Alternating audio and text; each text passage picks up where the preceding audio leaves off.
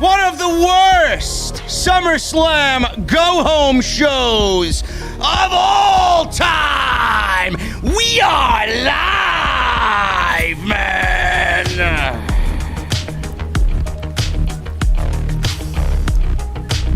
Is it Friday yet? Someone check the calendar, man. Is it Friday yet? I don't believe I sat through 3 hours of this horrendous garbage that we call Monday Night Raw, man. Oh, my goodness. Randy Orton and Matt Riddle make it official for SummerSlam. They will challenge Omos and AJ Styles for the Raw Tag Team titles. Bill Goldberg is back with his son. I don't know who possibly could give a shit about Bill Goldberg being back on WWE TV and getting yet another undeserved title shot. Drew McIntyre and Jinder Mahal continue their storyline over what? I don't know. And WWE actually booked Eva Marie in a wrestling match one-on-one at SummerSlam. Folks, I'm not joking. In a week where history will be made. Not in WWE. Raw continues to be a failure. But this is why I'm here, man. This is the only post show you need on your Monday night. This is your Raw post show right here on Off the Script.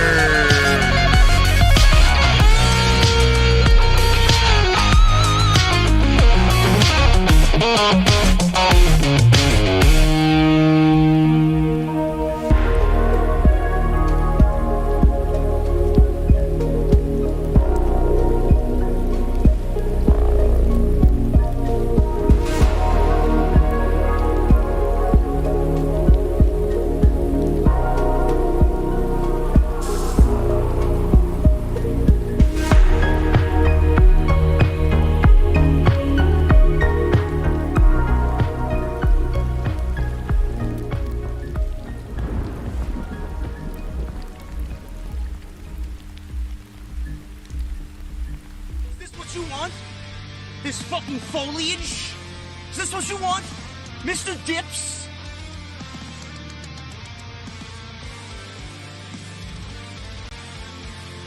Is this what you want? Me standing in front of EC3 buying designer coats? Is this what you want?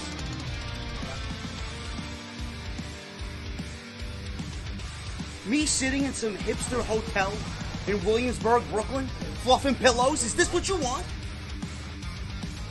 I don't believe this. This graffiti art, the hotels, avocado toast. All I want is a fucking Guinness. An ice cold Guinness. What the hell does that mean?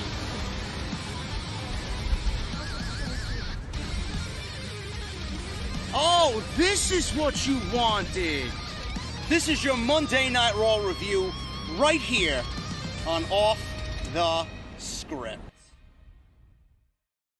What is going on, guys? Thank you so very much for joining me right here on Off the Script. This is your Monday Night Raw post show for August 16th, 2021. I am your host, JD from New York, and this is the OTS venue. Man, you know, I really don't even know what to say anymore, man. I really don't.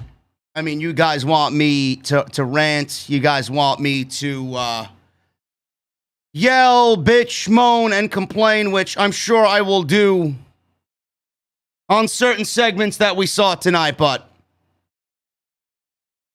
this is the worst SummerSlam build possibly in the last, I can't even tell you when was the last SummerSlam build that I actually enjoyed, man. This SummerSlam build has been fucking awful. It has been absolutely atrocious, man.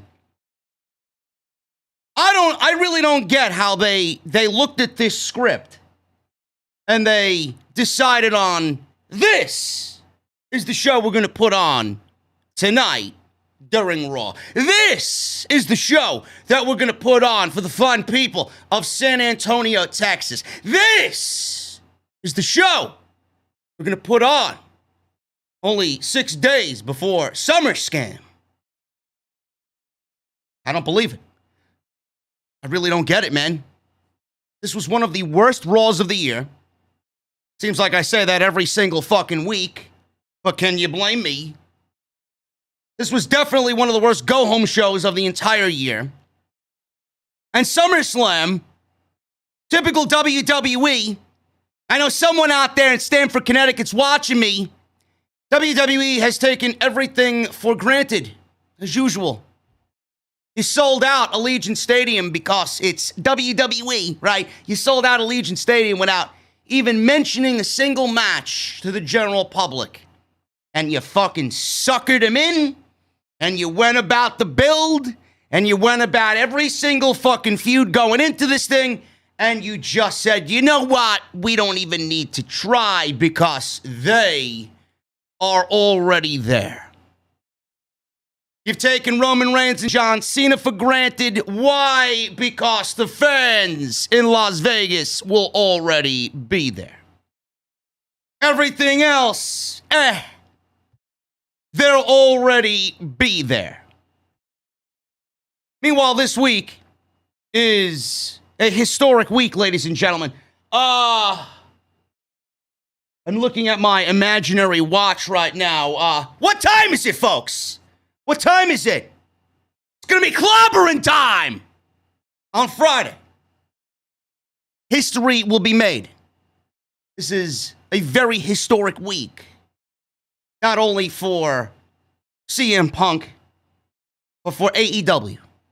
And this is what we have going on WWE television. Let's run down this SummerSlam card, per se, folks. Let's run this down. Look at this top tier, half-assed, fucking WWE. Oh, we're going to put on the biggest party of the summer. SummerSlam. Look at this card. WWE announced Eva Marie versus Alexa Bliss and Lily for Las Vegas in front of 50,000 fucking people. All I look at when I look at that match is 50,000 fucking people being embarrassed to be sitting there for the 5 minutes that match is on air. What are they fighting about? I mean, I'd love for somebody to come to me with a logical fucking explanation about why Eva Marie is feuding with Alexa Bliss. What are they actually fighting over? There's got to be a reason for the match happening, right? Eva Marie hasn't even fucking... Well, what was the extent of her in-ring ability since being back, folks? A headlock? She can't run the ropes correctly. I think the most wrestling Eva Marie has done since being back is look at her nails. That's all she's done. Or maybe a slap across Doudrop's face. What are they fighting over? Are they fighting over possession of Lily? Are they fighting over the magic aspect of Lily? If she beats Alexa Bliss, then Lily doesn't perform magic on Eva Marie and Doudrop. What are we doing? I don't know. It's amazing. Who on this planet would be interested in such a match? Why does WWE think Eva Marie is deserving of a SummerSlam match, yet Kevin Owens doesn't have a SummerSlam match, Sami Zayn doesn't have a SummerSlam match, Shinsuke Nakamura, as of right now, doesn't have a SummerSlam match. Jeff Hardy doesn't have a SummerSlam match. Right? Finn Balor doesn't have a SummerSlam match. But Eva Marie is worth a SummerSlam fucking match, right? Great job, Bruce. Great job, man. I'm glad. I'm so happy we have Bruce Pritchard in charge of creative. Awesome. Drew McIntyre versus Jinder Mahal. Jinder Mahal! What are they fighting over? What are they fighting over? The fact that Drew McIntyre swings his sword around. The fact that Drew McIntyre destroyed Jinder Mahal's motorcycle. What exactly are we fighting about? In no weeks, while these guys were on television, did I hear anything about them being in a group called 3MB. Not one single fucking iota of a droplet about their previous history. It's all about the sword and handicap matches with Shanky and Verr. I couldn't be more bored with a fucking match if you fucking tried. And here I thought this was going to be the WWE Championship match going into SummerSlam. My God, can you imagine if this was for a title? Who gives a fuck about Drew McIntyre and Jinder Mahal? Nobody.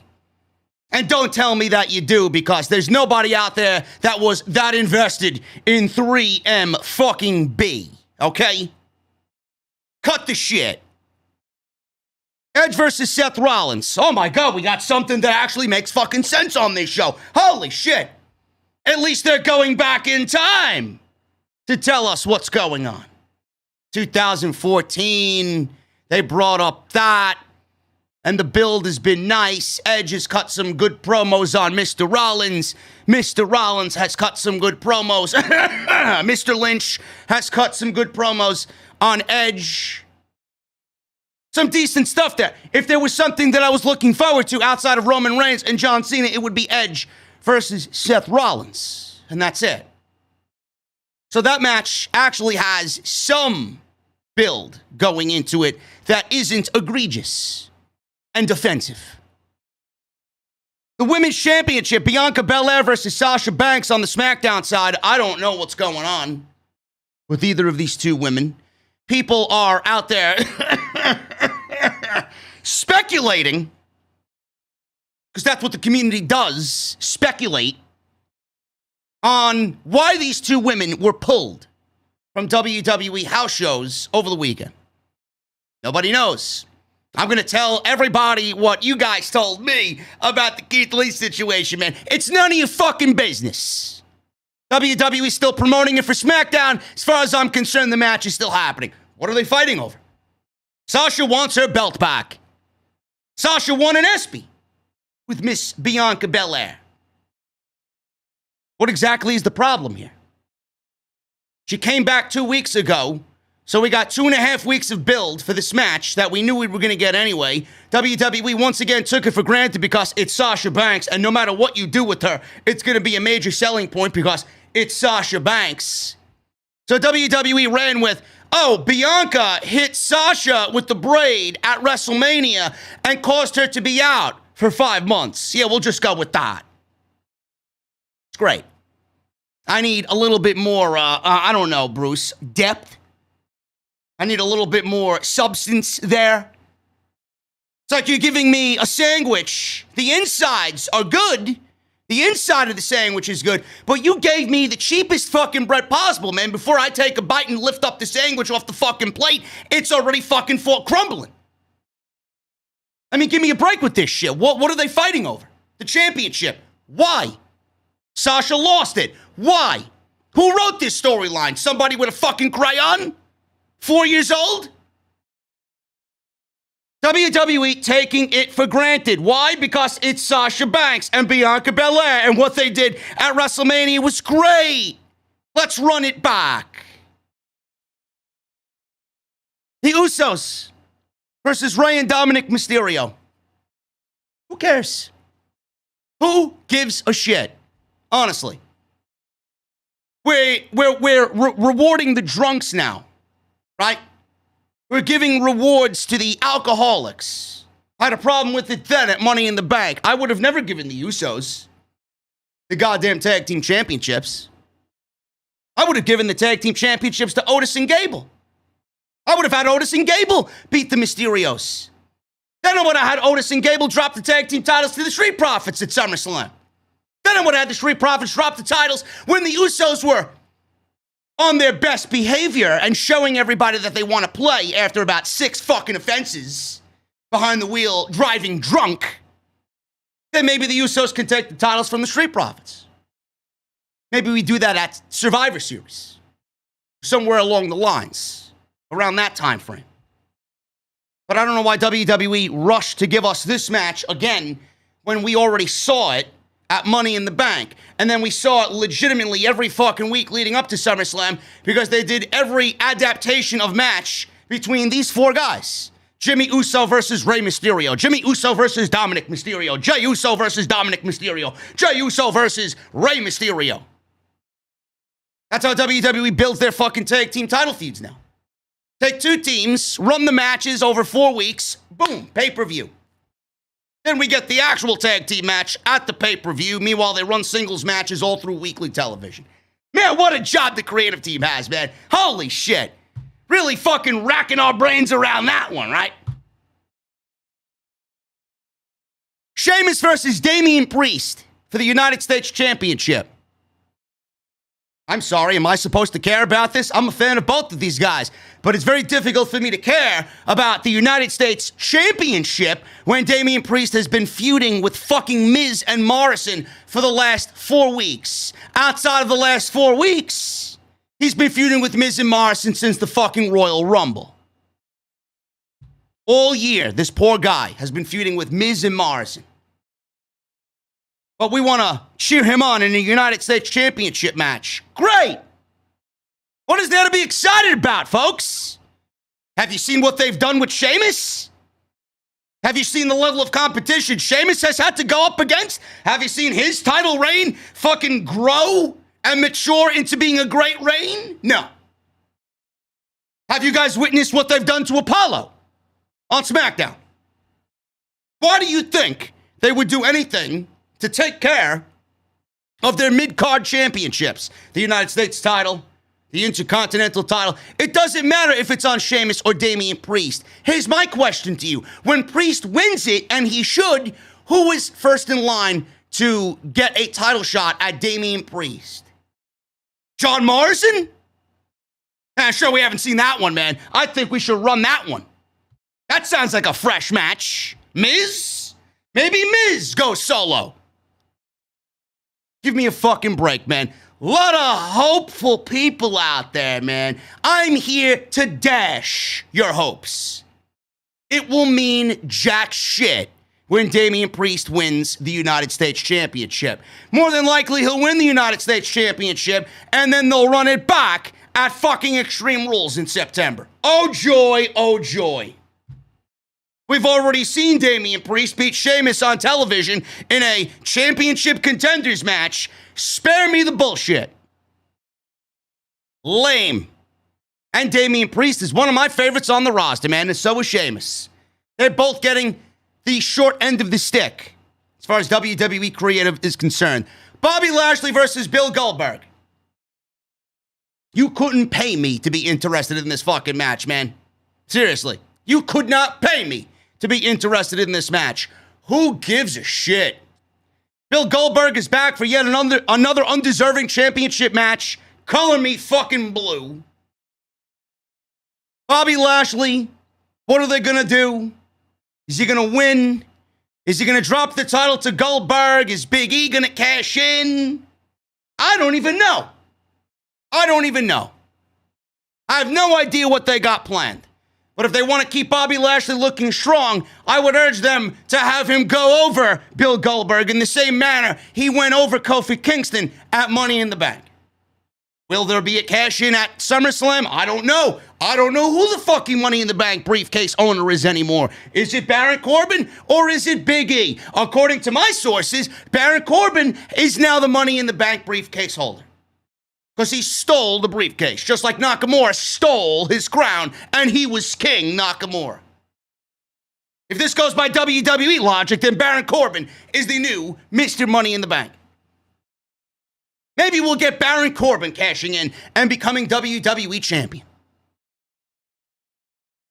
Nikki Trash versus Rhea Ripley versus Charlotte Flair in a triple threat match. How is anybody supposed to care about the champion defending this when the champion tonight was buried, once again, on a 3-hour program? She comes out to no reaction. She gets boos. They continue to put a microphone in front of her mouth. I don't know why.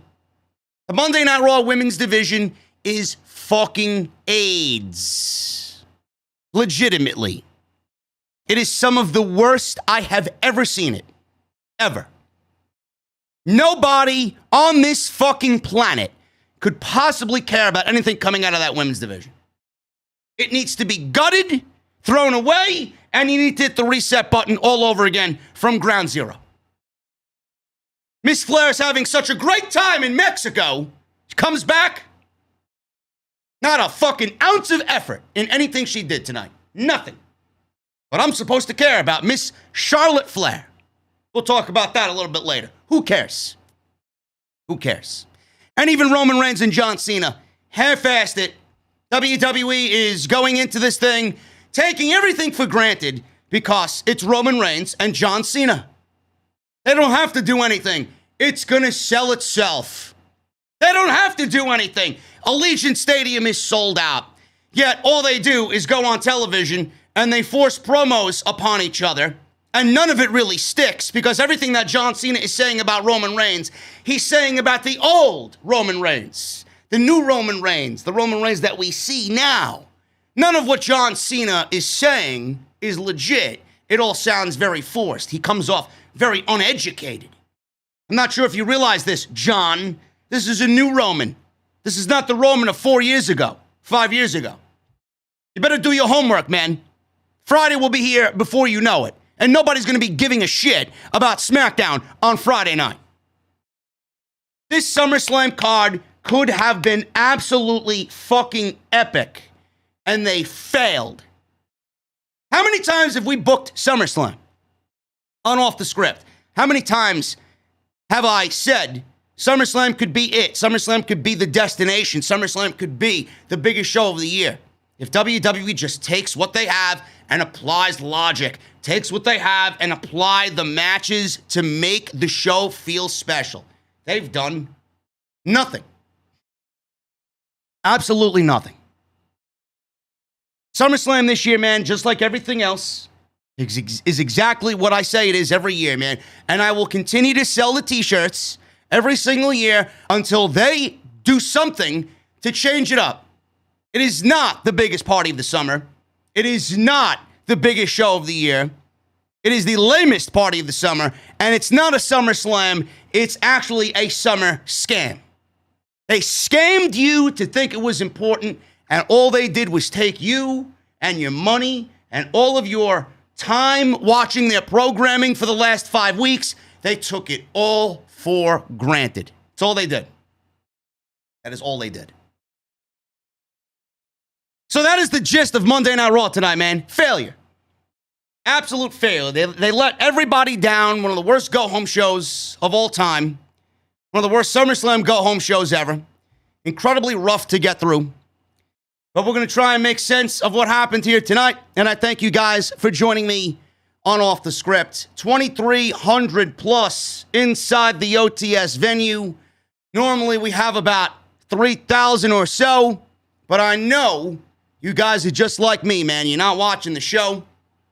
You have no interest in SummerSlam. It's all about the Summer of Punk.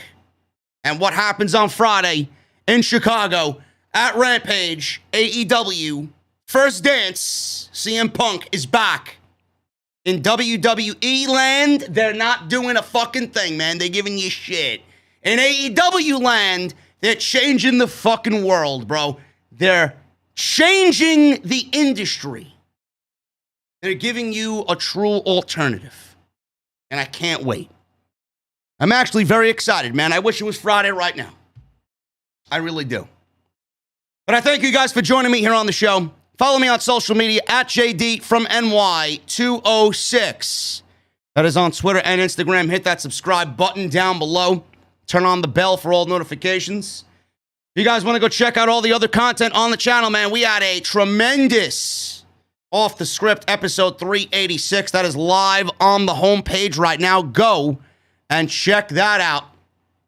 And everything else you might have missed, man. SmackDown's there, AEW Dynamite, Monday Night Raw. We covered Rampage as well as in the SmackDown review. So there's a lot of stuff to kind of go over, man. If you missed any of that stuff, it is on the homepage right now. So go and check out any of the videos that you might have missed on the channel.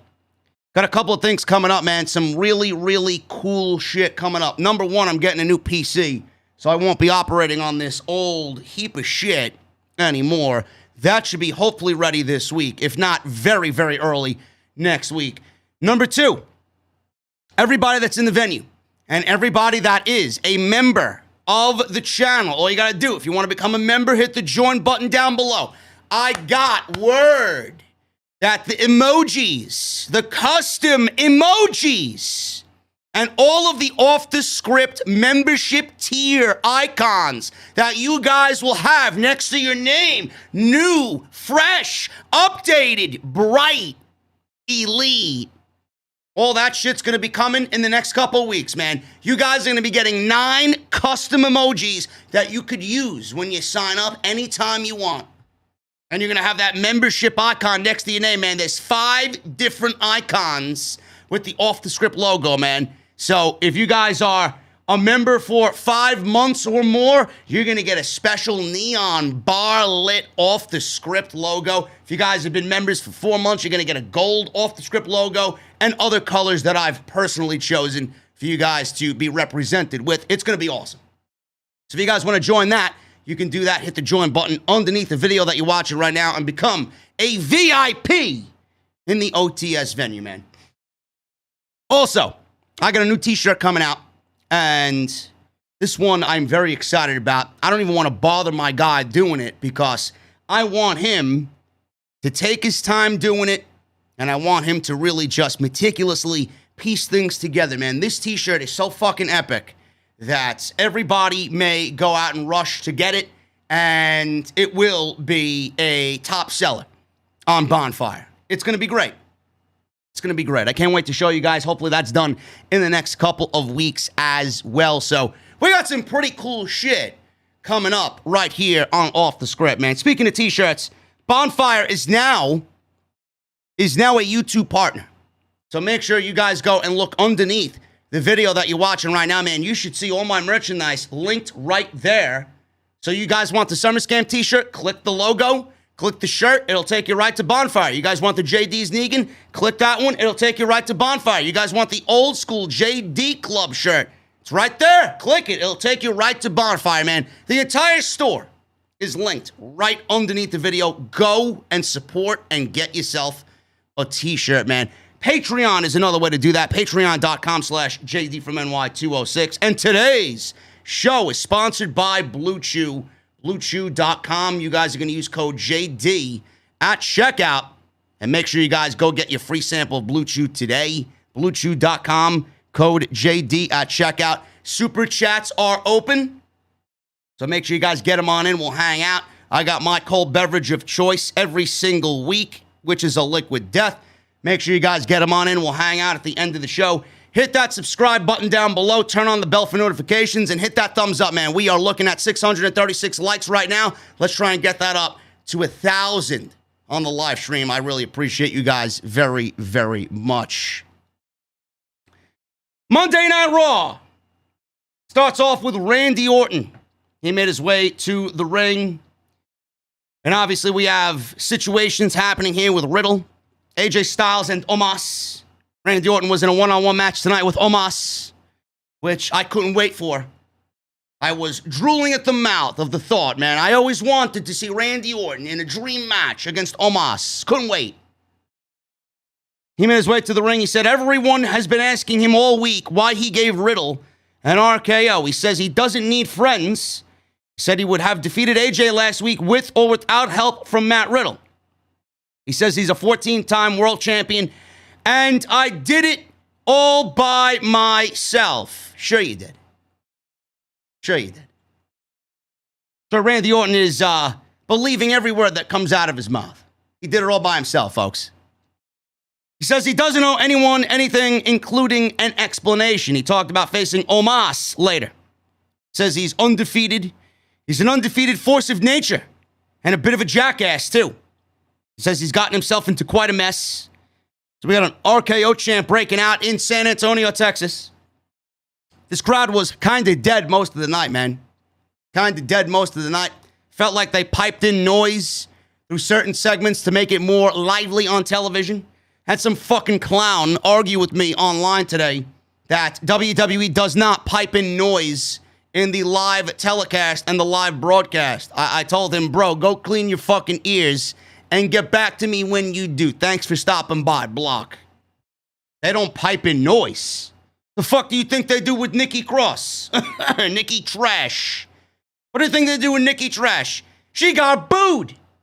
All of a sudden, I hear cheers. They pipe in noise to make WWE and what they want to get over. They portray it as, oh, look, it's over. Look, what we're doing is working. Fuck the fans. Fans are the lifeblood of WWE's universe. Meanwhile, they do everything to alter that and what you're thinking. He says he's gotten himself into quite a mess. He said he's going to hit him with the 3 most destructive letters in sports entertainment. R.K. and then the bro of Matt Riddle's theme music plays, which was kind of humorous, the way that they planned that and spaced that out. So I actually like that. Matt Riddle rode to the ring on his scooter. And Riddle said Orton doesn't have to explain himself to anybody because he knows why Orton hit him with an RKO last week. Orton said deliberately, I highly, highly doubt that. You don't know why I did what I did. Riddle said he realizes that Orton is just teaching him. Riddle says he's been hitting RKOs during his absence and Orton wanted to show him the proper way to execute it to teach him a lesson. Riddle says he's learned his lesson, so he'd like to give his teammate the opportunity to give this team another chance. He wants RK Bro to have another shot or another chance together. He asked him please to bring back RK Bro, and fans were going crazy over this. Before Orton could say anything to Matt Riddle, AJ came down to the aisleway and had a microphone in his hand. Styles and Omos were out there. How about RK No, says Styles. Wow. Wow, man, how long did it take you to come up with that one? Says nobody cares why he RKO'd Riddle. He says he enjoyed it and he could do it again. He suggested Orton give an RKO to himself. He says he proved nothing last week. He said if not for that turd Riddle, he wouldn't have beat him. He predicted Omos will, quote-unquote, defang the Viper. Styles says he's so sick of Riddle saying bro that he wants him in a match tonight. So fans chanted bro. Says he wants to break his jaw so doctors have to wire it shut. Riddle says he accepted his challenge. He says he has Orton in his corner, and when he does, he's unstoppable. Orton looked at Riddle with a very confused look on his face. Riddle told him to come to the ring right now, and we got a match. Right at the top, Matt Riddle versus AJ Styles. Now, I gotta admit when I'm wrong, man. I gotta admit when I'm wrong. I was wrong about Matt Riddle. It took a little bit to get there.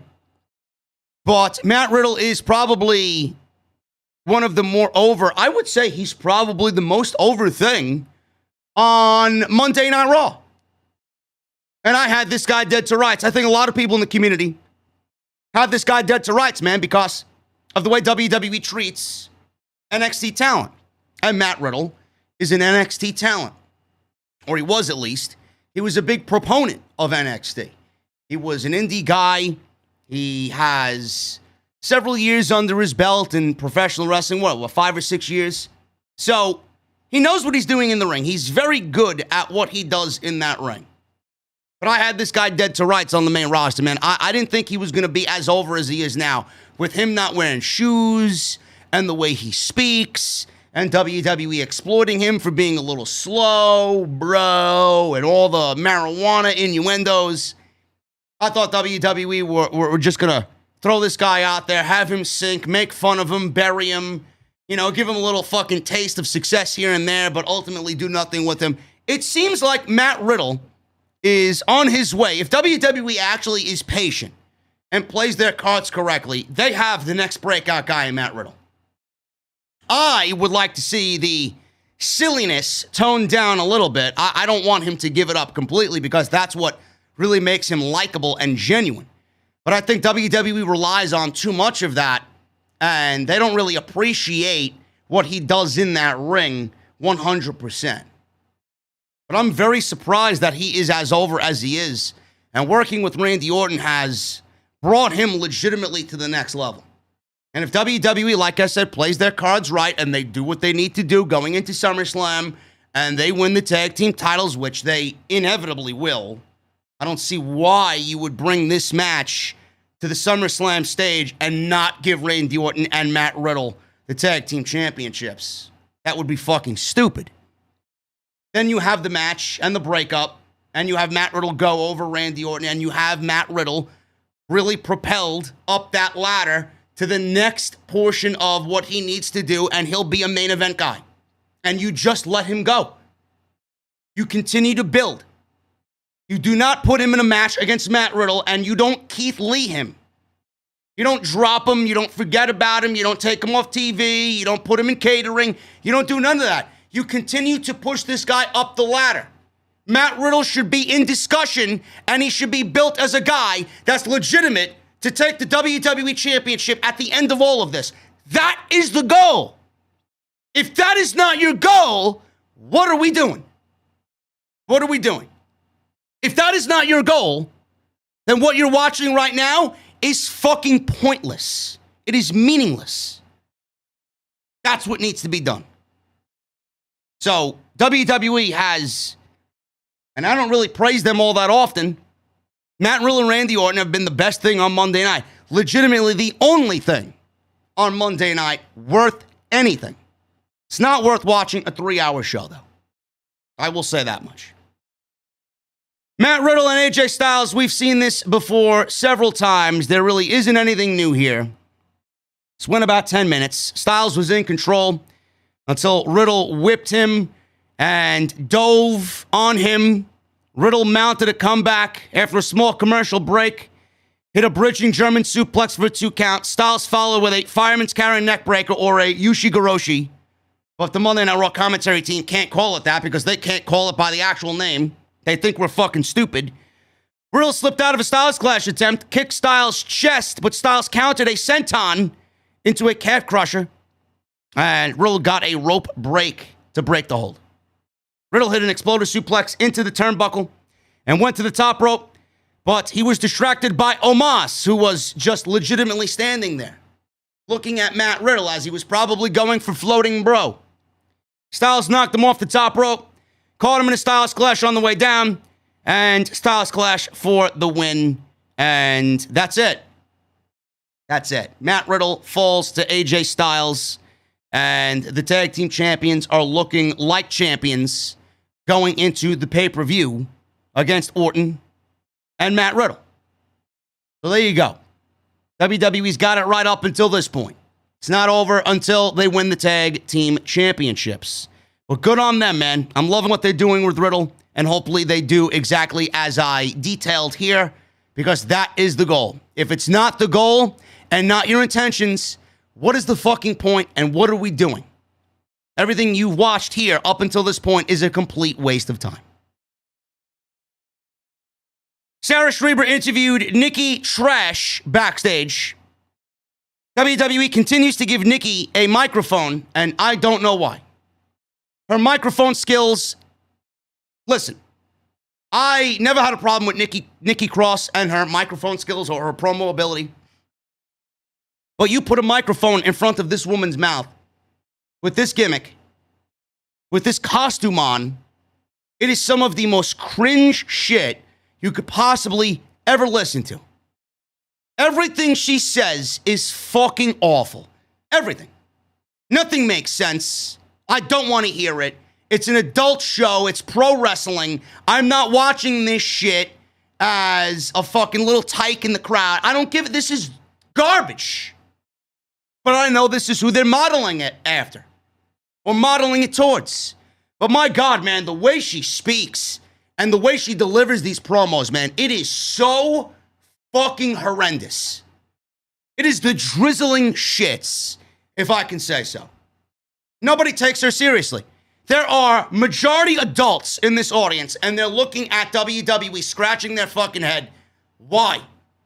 They're legitimately asking, why? Please, stop torturing us. Take it off of my television.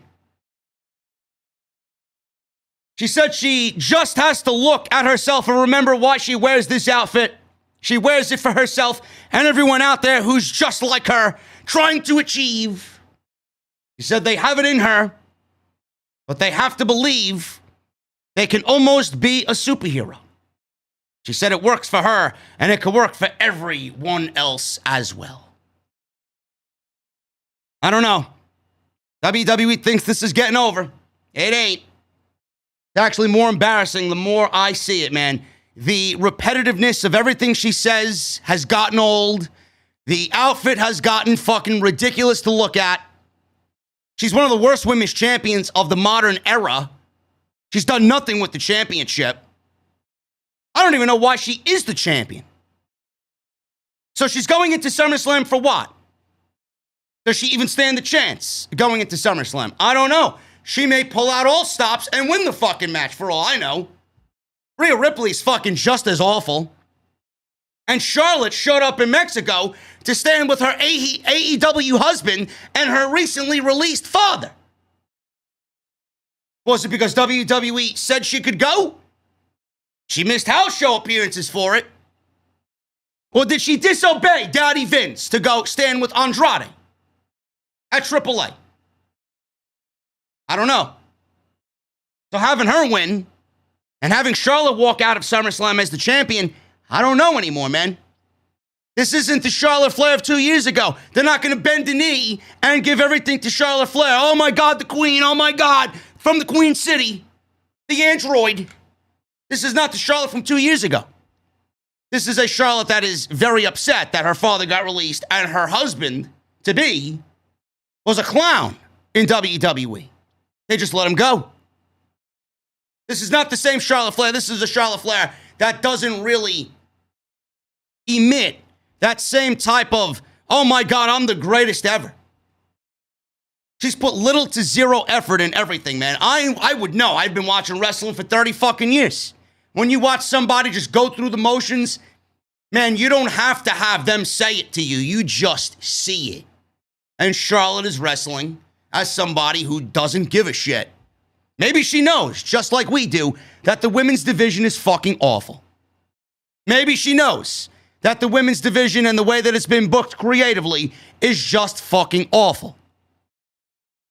Maybe she's reached a breaking point. You know, Jesse and I have talked about it on Wednesday night. If Charlotte Flair's contract is up, would she think twice about staying or leaving? Normally, it was, nope, I'm WWE for life. Now it's something that we're pondering. Would she give the other team a possible thought? Would she give the chance to leave WWE? To go to her father and her future husband? I don't know. I don't want to have to become a Charlotte Flair fan because she's now playing for AEW. I don't want to do that. But if you're unhappy, then you're unhappy. And if you're unhappy, you walk, leave, go find another job somewhere else that's going to make you happy and give you what you want. Nikki A.S.H versus Rhea Ripley. Ripley wins in 8 minutes. 8 minutes. The Raw Women's Champion loses once again on television in a non-title match. Nikki hit a crossbody on the outside, which looked fucking brutal. Looked like Rhea Ripley hit her head right on the concrete on the outside, man. Padded, yes, but it looked like she nailed the back of her head on the way down off of the crossbody. It looked a little bit too stiff on the crossbody, but it was a great sequence. It looked great. Rhea was in control after a commercial break. She hit a delayed vertical suplex. Nikki came back with some leg scissors, a takedown, and a roll-up. Tornado DDT for a near fall by Nikki Cross. Ripley caught Nikki off the top rope and hit a Northern Light suplex for a near fall of her own. Ripley kicked out of another roll-up out of nowhere from Miss Ash. Then she hit a big boot, went for the riptide, connected, and got the win over the Raw Women's Champion. 1, 2, 3. The Raw Women's Champion loses another non-title match on Raw. Great way to make your champions looking strong going into the pay-per-view, Bruce Pritchard. Appreciate you, bro. Doing solid work there as Vince McMahon's left ball tickler. Awesome. Charlotte was on commentary. I would tell you what she was saying, but none of it was important. So she mocked Nikki after the match for losing, so Nikki attacked her. Charlotte tried to escape through the ring, but then Rhea Ripley, who just beat Nikki, started to double-team Charlotte with Nikki Cross.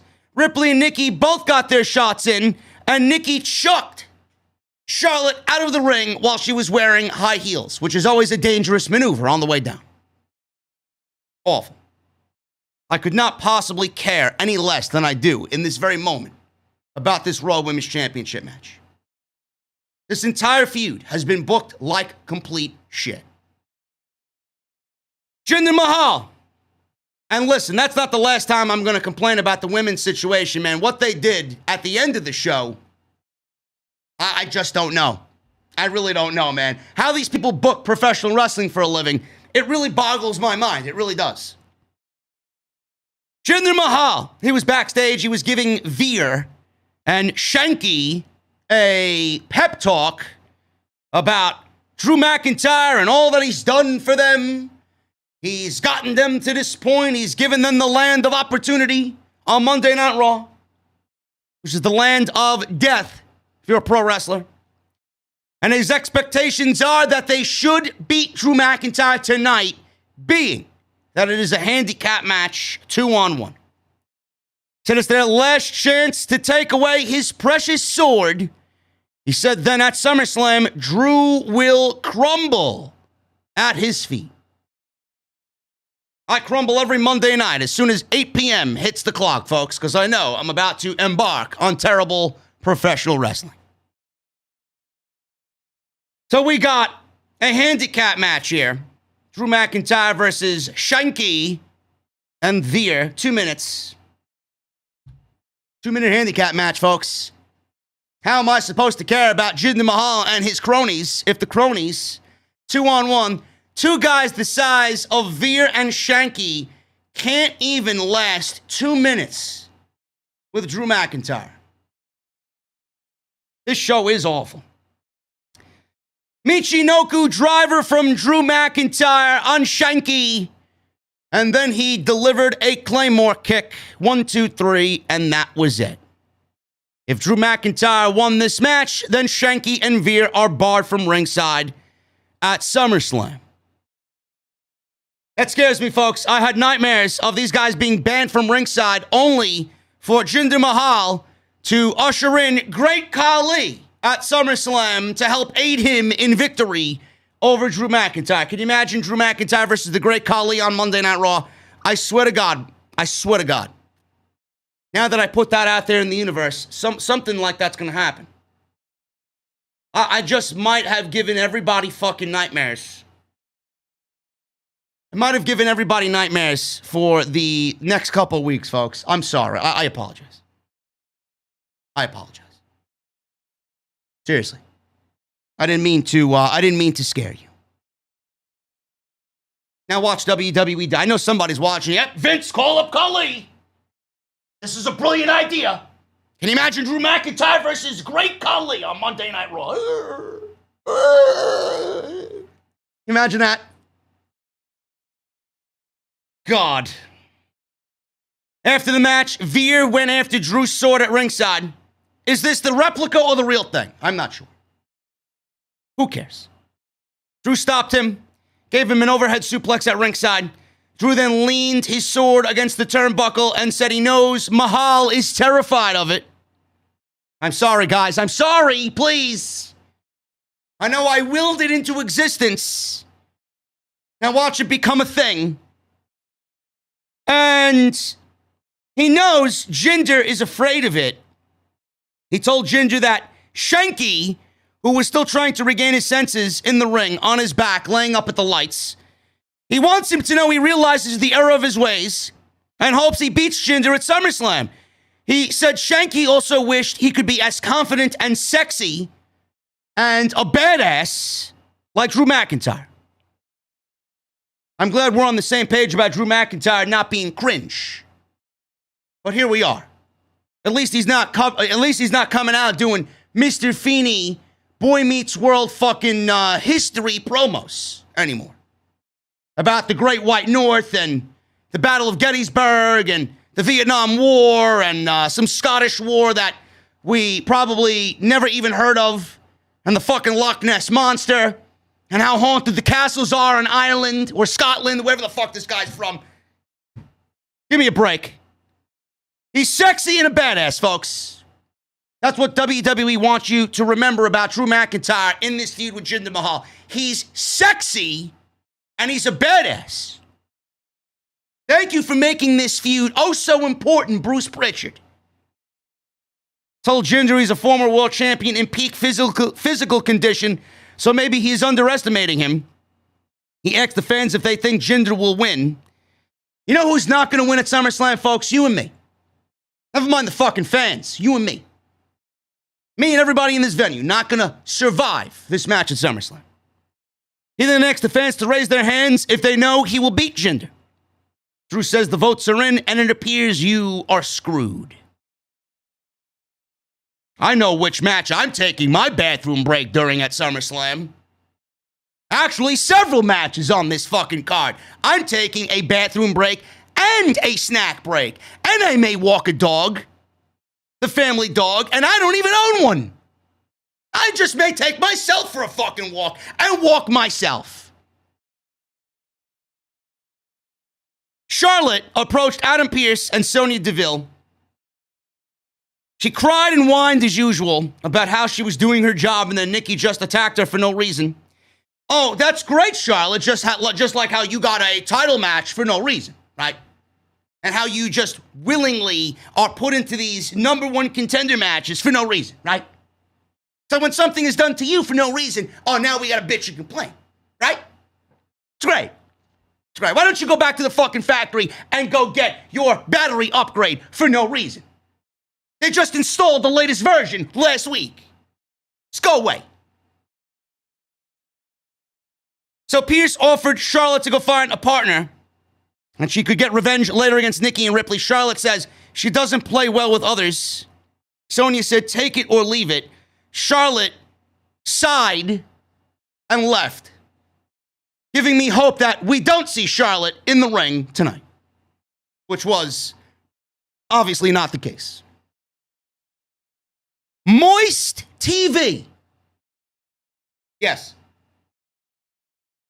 Moist TV, folks. This is not Miz TV with The Miz and Morrison. This is Moist TV with Johnny Drip Drip. Miz was his first guest. We had drip sticks and we had chairs. There may have been a palm tree. I wasn't really paying close attention.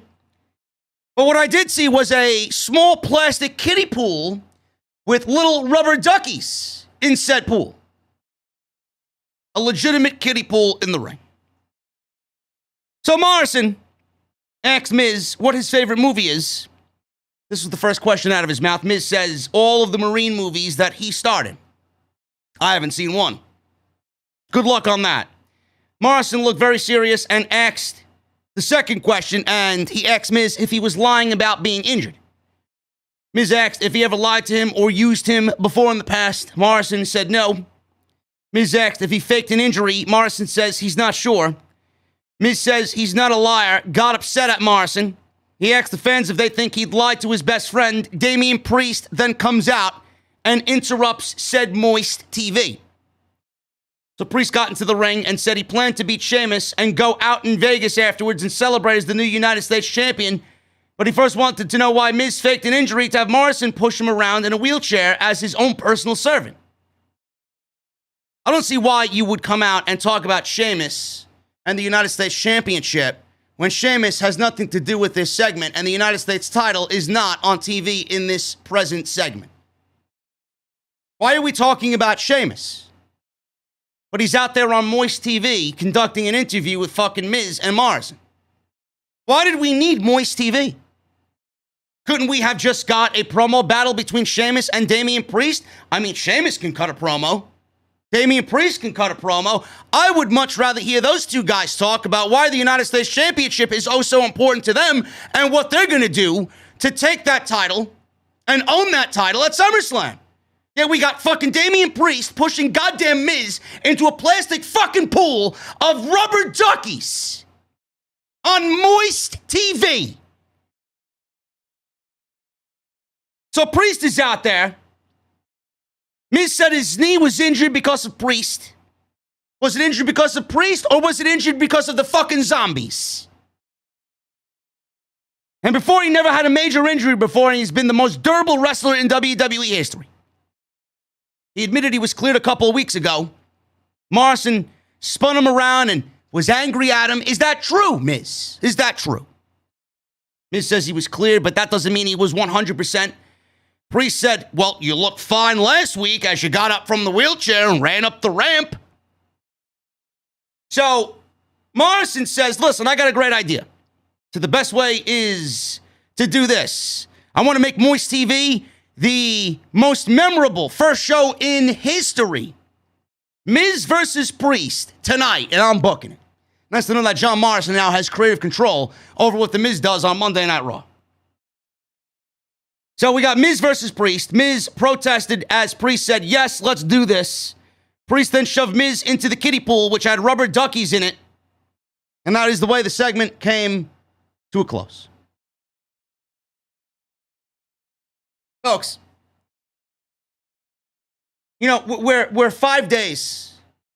5 days from SummerSlam. 5 days from SummerSlam. WWE has 7 days. As soon as Monday Night Raw goes off the air, a little bit less, a couple of minutes from the 24-hour period, they got about 23 hours and 30 minutes to come up with a Monday Night Raw episode for the following week. They got 7 fucking days, right? They got 7 fucking days to come up with a goddamn Monday Night Raw episode coming out of the last week's show. And this is the best that they come up with. This is the best that they come up with. Now, I know this show, like I said, is written in a fucking 24-hour period. They don't give a fuck what happens. They let the show last week end Tuesday, Wednesday, Thursday, Friday, Saturday, Sunday, Monday. There you go. They're not worrying about the Raw script from fucking midnight at Sunday. They don't give a shit. But legitimately, they have 7 fucking days to write this show, and this is the best thing that they could come up with. Moist TV? This is a segment on the go-home show for SummerSlam. Why is Damian Priest still feuding with The Miz and John Morrison? I don't get it. They've been feuding since the Royal Rumble. Damian Priest enlisted Bad Bunny to help him get rid of The Miz and John Morrison. And yet, here we are. What are we fighting about? We made The Miz fake an injury for months, and this was the focus of the entire fucking 3 months coming out of WrestleMania. The Miz being hurt because he got devoured by zombies. I don't believe it. Somewhere, someone is fucking hating everybody watching this show, man. Vince legitimately fucking hates us with a passion. I don't get it. This is hopeless television. Moist TV. And if you think this is the last time we're going to see Moist TV, come on, folks. WWE hangs their hat on something, and it gets over, and they get any type of reaction at all, you'll be seeing it the next week. Seriously. 4 minutes, Miz wrestled in his fucking suit because it's Raw. Why not? So Miz was complaining to the ref. He was wearing a suit, expensive shoes. So out came Sheamus. He got a full-blown intro. And he was by the commentary desk. Sheamus talked about his intentions against Priest at SummerSlam. In the ring, Miz slowed Priest by catching him with the boot as Priest charged at him. When Miz reached for the dripstick that Morrison was holding at ringside, Morrison pulled it away, walked away. Priest took back control, and he gave Miz a bro kick. And won with the bro kick, imitating Sheamus. 1, 2, 3. Sheamus cut a promo about how this is his championship and not yours and not yours and not yours and not anybody's in this arena tonight. All he needed to say was, this is me part of Lucky Charms, Sheamus. That's exactly what I thought he was going to say. Damian Priest is saying he's going to take the United States Championship from Sheamus at SummerSlam. Sheamus is wearing a face mask thanks to Damian Priest. All this other shit. I want to genuinely be excited about Damian Priest and him being built up. I want to genuinely be excited about this match. We've seen it already. So I'm going into it half-hearted. But I can't sit here and tell you that I'm excited about Damian Priest winning the United States Championship, knowing what WWE's done to Shinsuke Nakamura, Apollo Crews, Kevin Owens, and everybody else that's won a fucking mid-card title on this show. If Damian Priest wins the United States Championship, what does he have to look forward to? Another match with John Morrison. Another match with The Miz. Another match with Sheamus. Another match with Ricochet. Right? What has he got? Everybody on the show, he's either A, wrestled 16 fucking times over already, or B, is dead. And nobody gives a shit about them because they have zero momentum. I want to get excited, but I can't. Typical WWE booking, man. Typical WWE booking. Eva Marie was backstage. I wish she wasn't. She told Doudrop she blew it last week. Yeah, you blew it. Just like how the writers blow this fucking show every single week. But the evolution is all about second chances. She told Doudrop to go to Alexa's Playground to take care of their other problem. Bring me Lily. I will be waiting right here. Yes, please bring me Lily. Bring me some gasoline and a box of matches. And please, bring me Lily so I could set it on fire. Knowing Lily, it'll fucking rise from the ashes and fucking choke me in my sleep and murder me while I'm fucking passed out. Miz was backstage. He approached John Morrison and asked, what the hell was that? He said he needs his help and he could have ended up re-injured because he walked out on him. Morrison says he doesn't know the meaning of the word hurt. Says he wanted to know what it feels like to have one person he trusts in his life not have his back when he needed his help. Miz said maybe he's right, maybe he deserved it, and asked if it's water under the bridge. Morrison said yes and smiled, and they were friends once again. So Morrison was smiling, and The Miz was laughing, and they were being jovial with each other. In the background, New Day. New Day finally makes an appearance on this show after being decimated by Bobby Lashley. Xavier Woods is back in the foreground, and he's holding up a sign saying, buy our merch. And Xavier Woods is flailing a t-shirt around, and he's waving a t-shirt around, while Miz and Morrison don't acknowledge them or see them acting like fools behind them. I don't know what this means, but Kofi, Xavier, Miz, and Morrison don't have anything to do with SummerSlam. I'm pretty sure that's either A, going to be the pre-show match, or B, they're going to get into some silly, cringy hijinks going into SummerSlam on Saturday afternoon. Alexa Bliss was with Lily. Oh joy, man. We're once again playing in the playground. How many of you guys actually get fucking pissed off when you see Alexa Bliss still, every single week, portraying a chunk of what Bray Wyatt built up for himself with his own gimmick? Now it belongs to Alexa Bliss. She's wearing the gloves that used to say hurt and heal. I don't know what she has on her gloves, play, or whatever she has on the other glove. I don't know what the fuck she has on her gloves. The fact that she's wearing the gloves with the wording on them And that she has black lipstick, and she's got the Alexa's Playground, and she's got Lily, the puppet, just like Bray had his puppets in the funhouse. Alexa should be ashamed of herself, man, really. If I was Alexa Bliss, and who knows if there were We Want Wyatt chants in the background, we won't know. We may hear him at SummerSlam. I hope we do. But if I'm Alexa Bliss, man, I'm ashamed. I'd go right to creative and say, I don't want to do this gimmick anymore. I'm getting hate for it online. I'm doing this and that. Nobody's enjoying it. It's shit. It doesn't make any sense. It doesn't have any end game now that he's gone. That's the most important aspect of it all. It doesn't have any fucking end game.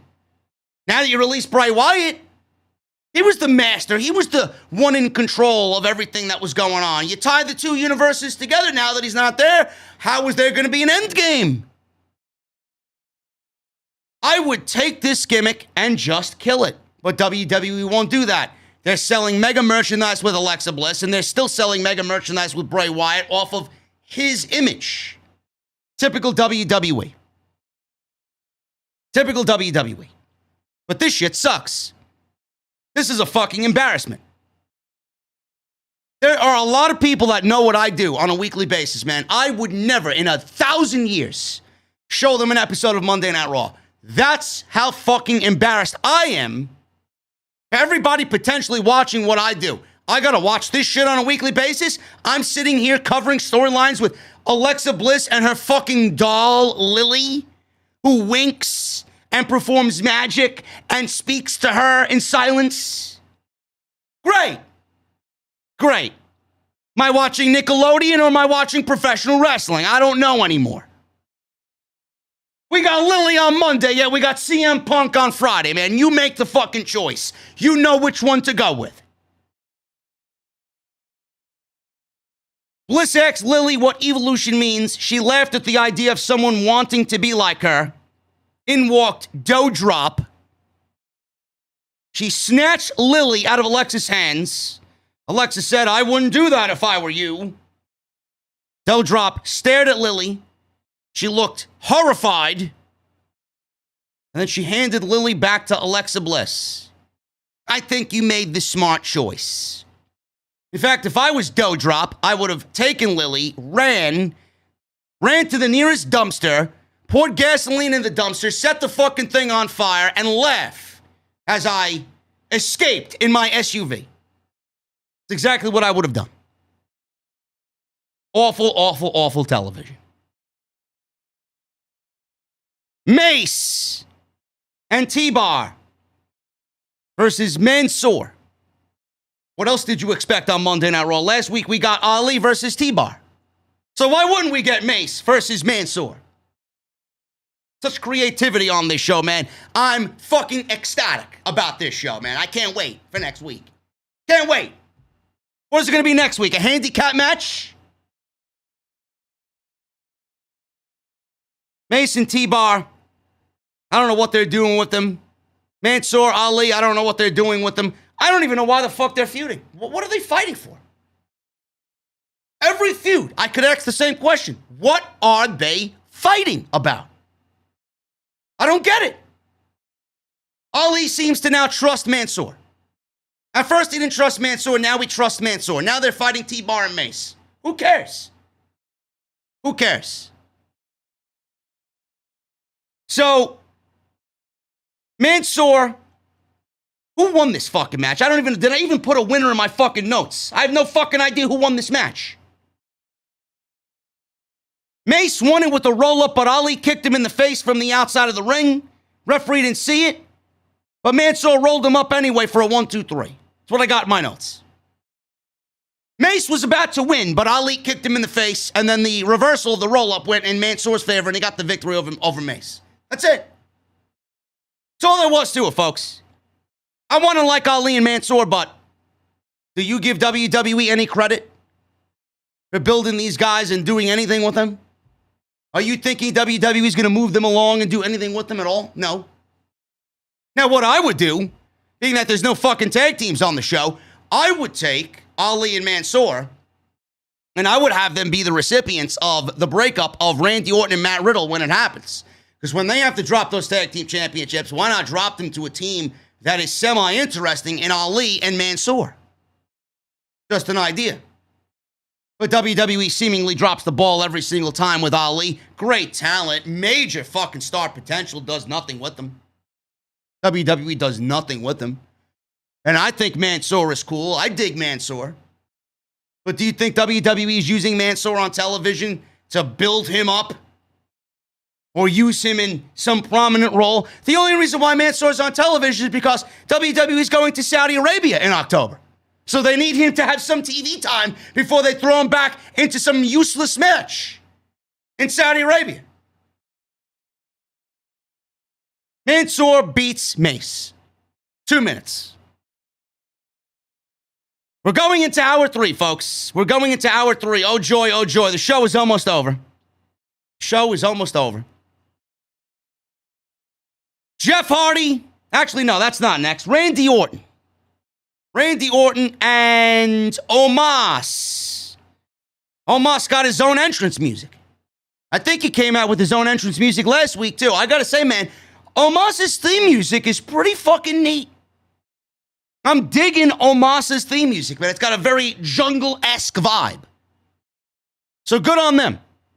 I'm glad he didn't come out to AJ Styles' theme music, because that would just be awful. No identity at that point. So, Randy Orton, he wins this match by disqualification because clearly you can't pin Omos. So there's no other outcome here but a DQ. Orton immediately went for the RKO. Omos blocked it. He also blocked an Orton punch and hit a delayed scoop body slam. Vince McMahon was tickled pink at Omos and his one maneuver. This is exactly what Vince McMahon wants on television, folks. Guys like Omos. Omos then did the Great Khali head vice. Second Great Khali reference on this show tonight, folks. Do I have a fever? I don't know. Maybe I do. Let's go, Randy chants rang out. Clubbed Orton in the back. Orton tried fighting back, but Omos knocked him down again. Orton dodged and Omos charged. He hit the turnbuckle. He went for an RKO, but Omos shoved him out of the ring. Styles then went to go kick Orton. He thought he had time with the referee's back turned, but the referee turned around. Referee saw Styles attacking Orton, called for the bell. Match goes to a DQ. Just like that. Just like that. Randy Orton wins via disqualification. Styles and Omos attacked Orton after the match. Omos drove him over the barricade with a big clothesline. He went flying over the barricade. Referee went to go check on Randy Orton. Then he picked him up, placed him back in the ring, setting him up for Styles and the phenomenal forearm. And Matt Riddle came out, ran out to his music. He drop-kicked Omos off the ring apron, clothesline Styles out of the ring. Crowd was going crazy. Riddle helped Orton to his feet. Orton grabbed a microphone and said, "Respect needs to be earned. Tonight, Matt Riddle earned my respect." He said RK Bro was back. Matt Riddle put out his hand for a handshake and Randy Orton shook his hand. Matt Riddle hugged Randy Orton and Randy Orton embraced it. Then he shoved him away. Then Matt Riddle took the microphone and said, "Now that RK Bro is back, and Randy Orton makes me very happy," he says. Now that RKO is back, RK Bro is back.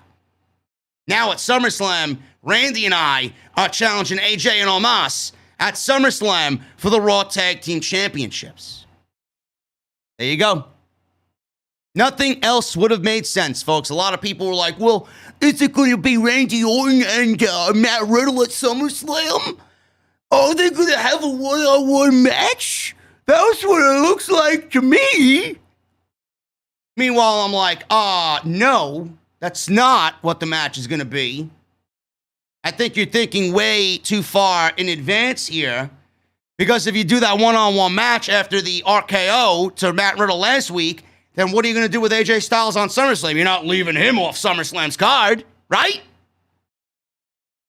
I said it last week, and I was right. This week, it was Randy Orton showing Matt Riddle some tough love. That's all it was.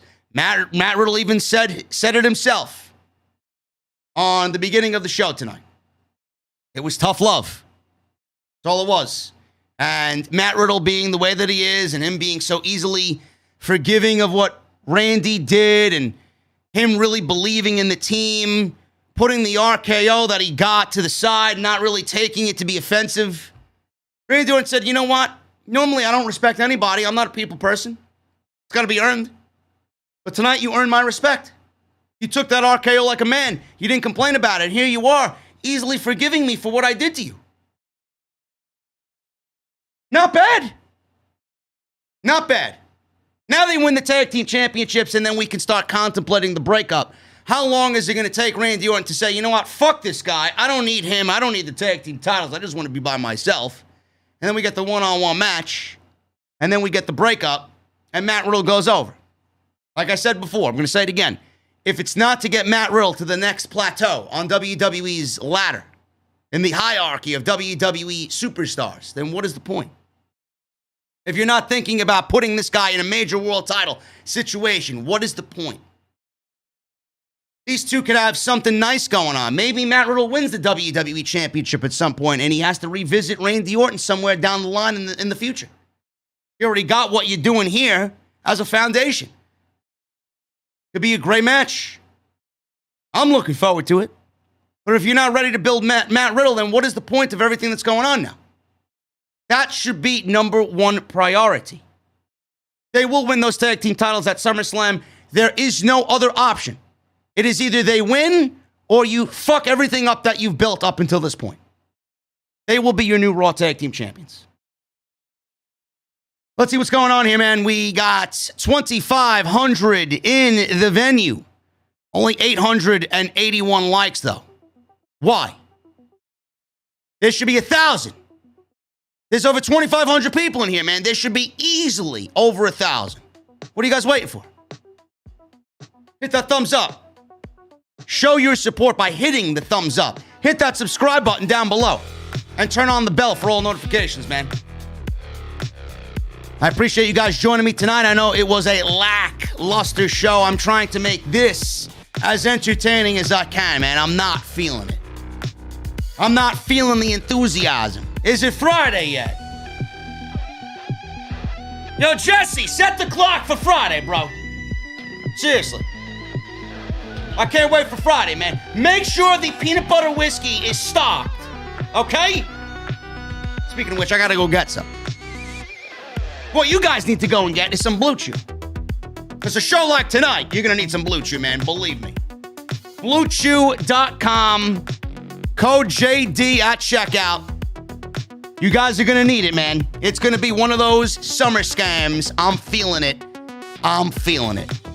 Blue Chew is the unique online service that delivers the same active ingredients as Viagra and Cialis, but in chewable form. And it comes at a fraction of the cost. Blue Chew's tablets help men achieve harder and stronger erections to combat all forms of ED.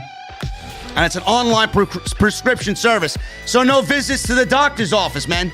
No awkward conversations, no waiting in line at the pharmacy, and it ships right to your front door in a very discreet package.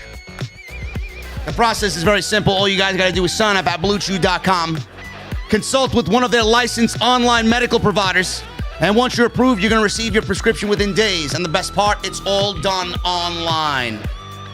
Their licensed medical providers work with you to find the right ingredient and strength for your prescription. And if you guys don't like swallowing pills, man, don't worry about it. They are chewable. And they're also made in the USA. They prepare and shipped direct. So it's cheaper than an actual pharmacy, man. So I don't know why you guys wouldn't want this extra confidence in the bedroom. If you do, then you got to go get some Blue Chew, man. BlueChew.com for all details and important safety information. Code JD at checkout. Save yourself the hassle, man, for another terrible Monday Night Raw. Don't feel disappointed late into the evening. Go get yourself some Blue Chew. Get your first month for free on me. Code JD at checkout. And I want to thank Blue Chew for once again sponsoring the podcast right here on Off the Script, bro. Love my guys over at Blue Chew, man. Always doing their thing. Always. Karrion Kross. Jeff Hardy. Jeff Hardy was interviewed by Kevin Patrick backstage on why he asked for a rematch against Karrion Kross 3 weeks in a row now. Hardy said he was angry. Kross was a dangerous man, but Hardy has lived off danger his entire career. Hardy suggested Kross check his hourglass because he's 15 minutes into his Monday Night Raw run, and it's already over. We're almost done with your 15 minutes of fame. Kross suddenly attacked Hardy in Gorilla. I'm sure Vince McMahon was looking on, and so was Bruce Pritchard, and Kross walked through the curtain and right to the ring. Kross beat Jeff Hardy in 50 seconds. Hardy was out there. He rang the bell, the referee did, and Hardy went right for the kill. He got some signature Hardy offense. Drop kick, the twist of fate attempt. Kross blocked it, applied the cross jacket, sleeper hold, and that was it. 90 seconds. Probably less than that. 60 seconds. Karrion Kross beats Jeff Hardy once again.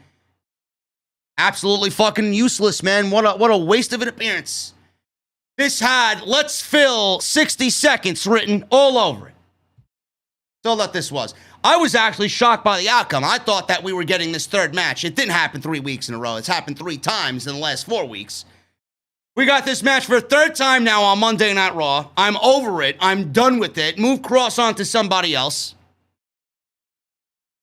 Why did we get it, number one? Number two, I thought Kross was going to lose this match because it's in WWE's fucking blood to kill somebody before they have a big match. I thought Kross was going to lose this before he goes to TakeOver on Sunday and loses his title to Samoa Joe.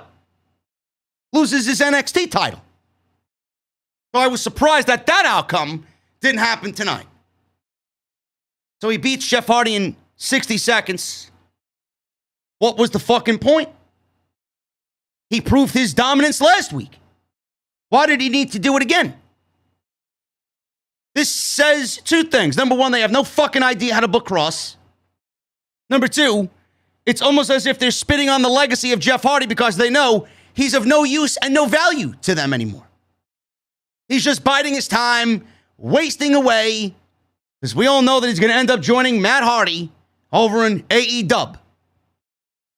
WWE knows it, Jeff knows it, Kross knows it, everybody knows it. This was a pointless fucking match. Absolutely pointless. My question is, additionally, where is Keith Lee? Where is Keith Lee? For all the people that want to say, oh, JD, he speculated about his weight, right? He speculated about his weight, yet he comes out and says he almost died of COVID. JD deserves to be canceled, and he needs to give Keith Lee an apology. How to hear it from the neckbeards on social media about Keith Lee's reveal about why he's been out. Really now? Yes, he's been out. He's been out, but he's back. He was used as a stepping stone for Bill Goldberg and Bobby Lashley at SummerSlam. He was buried by Kross. Then he gets a victory over Kross, canceling each other out. Then he disappears for 2 weeks. My question is, where is Keith Lee? Where's Keith Lee? Because you think a reveal like that, I mean, the guy would be over as fuck, right? The guy would have so much support behind him after such a reveal like that. Where is Keith Lee? Oh, that's right. He's on Main Event Wrestling Local Enhancement Talent. But WWE's got a plan to use him on television, right? Why does Keith Lee need to wrestle enhancement talent? This guy was in the ring with Kross 2 weeks ago, beating him in the ring. But now he's not on Monday Night Raw for 3 weeks now. Why? Why is that? You think WWE's got plans for big man Keith Lee? Huh? Give me a fucking break. Nobody understands. When I say something, I mean it. All the thoughts and love and prayer go out to Keith Lee, man. I'm glad he is healthy. I'm glad he's back on track. But if you guys think WWE is going to push Keith Lee on television and why he was off was because of his COVID reason, and it's COVID reason only. Give me a fucking break, bro. WWE sees nothing in Keith Lee. I will issue an apology to everybody when Keith Lee wins the Royal Rumble and wins the WWE Championship. Until then, I don't want to hear a fucking thing about Keith Lee and how I was wrong. If they had plans for him, he'd be on TV. Where the fuck is he? I say the same thing about Tony Storm on SmackDown. Where the fuck is Tony Storm? You bring everybody up to the main roster, and then you want to keep them off television. Don't you think Keith Lee deserves to have some consistency and momentum built underneath himself? Why you have him beat Cross and then have him just go away? How do you develop momentum that way? How do you expect the fans to be behind Keith Lee? WWE may be keeping him off because after what he revealed, he's going to be over as fuck. Everybody knows what happened with him now. He revealed it himself. Very easy for people to find information about what's going on. But WWE doesn't want Keith Lee to be over. So they may suppress him even more now. No, but good on them for keeping him off television and letting him go get the proper medical help that he needed. Great. I'm sorry if my opinion on Keith Lee offended you when I said it. But until I see things change as far as creative goes, my opinion on Keith Lee stands. The guy's buried. And the reason why he's off TV is not only because of what he was dealing with health reason-wise, but WWE sees him as nobody. He's just another indie guy that they got that they have to beat the indie out of because he came from Triple H's NXT. So they're beating the indie out of him. But before that happens, how long is Keith Lee going to stand for what they're doing with him now? If I'm that man, I'm feeling like my talents are being wasted away. He's on main event. He's on main event. Yeah, we got Johnny Drip Drip and Moist TV and Eva Marie on SummerSlam, but Keith Lee is not good enough to have a fucking SummerSlam match. Great job. Great job there, man. Awesome. Cross wins in 1 minute. Who gives a shit? A video aired of Reginald at the park talking about how he played tag as a kid. He would avoid tags with acrobatics. Akira Tozawa was hiding in a trash can, photobombing him. Said he didn't have the easiest upbringing, but the park was a safe haven for him to clear his head. R-Truth charged at him, camouflage in leaves. He looked like a fucking sniper in Call of Duty Modern Warfare 2.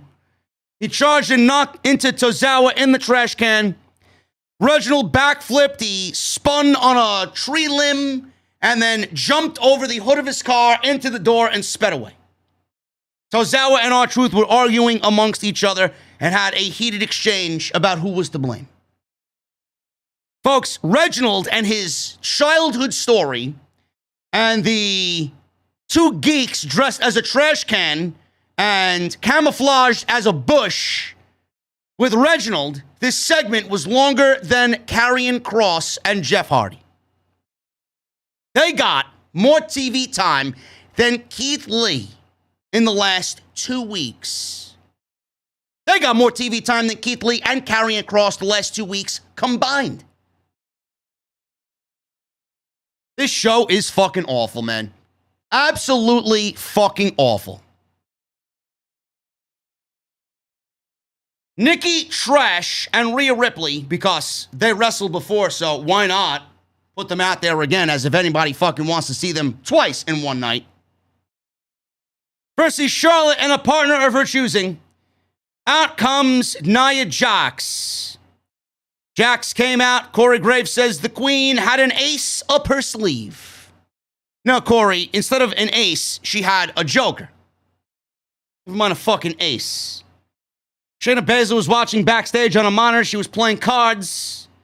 Because that's exactly what I would be doing during Monday Night Raw as well. Play some nice fucking solitaire or go fish. Maybe a game of Uno. Maybe a game of Monopoly, man. How about Connect 4? How about Hungry Hippos, man? How about Mousetrap? Game of checkers. Huh? What about, what's that game? Operation. Nice game of Operation, man. That's a little meticulous, though, man. That's going to take some fucking concentration. You might not be paying attention to what's on Monday Night Raw, but anything is better than watching Raw, man. Anything. Seriously. This shit is awful. Absolutely awful. Nikki, Trash, and Rhea Ripley lose to Charlotte and Nia Jax. Now, Charlotte tagged herself in. Nia Jax was about to go for the win. Nia Jax was very unhappy with Charlotte Flair. And Charlotte goes to deliver a natural selection to Rhea Ripley and pins Rhea Ripley in this uneventful and just irrelevant tag team match. Now, this is where I'm a little... Yes, God, continue to give me names. How about a game of Jenga? How about a game of Battleship, man? How about a game of Connect 4? How about a game of Guess Who? How about a game of Candyland? You like Candyland? How about a game of Sorry? That's Bruce Pritchard's favorite fucking game, man, or at least it should be the game of Sorry. He owes everybody a fucking apology. How about a game of Scrabble, huh? Nice game of Scrabble. I said Mousetrap. Mousetrap was fucking awesome, bro. Mousetrap was great. I don't think anybody in WWE could play some chess, man. I think chess is a little too adult-like for the people in WWE. How about a game of Clue? Man, Clue would go perfect in WWE. Not one single person backstage has a fucking clue. Shoots and ladders. Crazy Eights. Nice little game of Crazy Eights. How about a game of Stratego? Man, oh man. Shayna Baszler's got so many... Man, listen, Shayna Baszler has so many fucking options backstage. She could keep herself busy for months. Awesome. Backgammon. Twister. Twister with Mandy Rose. Come on, guys. Get your minds out of the gutter. Come on. Listen, well, the point I was about to make here. Nikki Trash, she lost to Rhea Ripley clean earlier in the evening. And the bright minds of WWE, they go about booking Rhea Ripley to lose to Charlotte Flair because they got to give everybody the equal amount of momentum going into SummerSlam, which makes no fucking sense. The one that should have the most momentum going into SummerSlam should be all three of them. But WWE has no division. They can't give Charlotte wins by herself over other women in the division because there's no other women in the division. They can't give Rhea Ripley momentum with wins because there are no other women in the division for Rhea Ripley to get momentum. Same thing with Nikki Cross. She can't get wins in non-title matches as champion because A, WWE doesn't like booking their champions to win on television in non-title situations. They opt them to lose. And there's no other women in the division for Nikki Cross to beat to get said momentum. So instead of giving all three of them momentum, WWE puts them in matches together and they beat each other and nobody has momentum going into the pay-per-view. Nikki Cross loses to Rhea Ripley in the beginning of the show, and Rhea Ripley then turns around and loses to Charlotte Flair. So Rhea Ripley was 50-50 booked on the same fucking show. She beat the Raw Women's Champion earlier in the evening. So Nikki Cross is a double loser.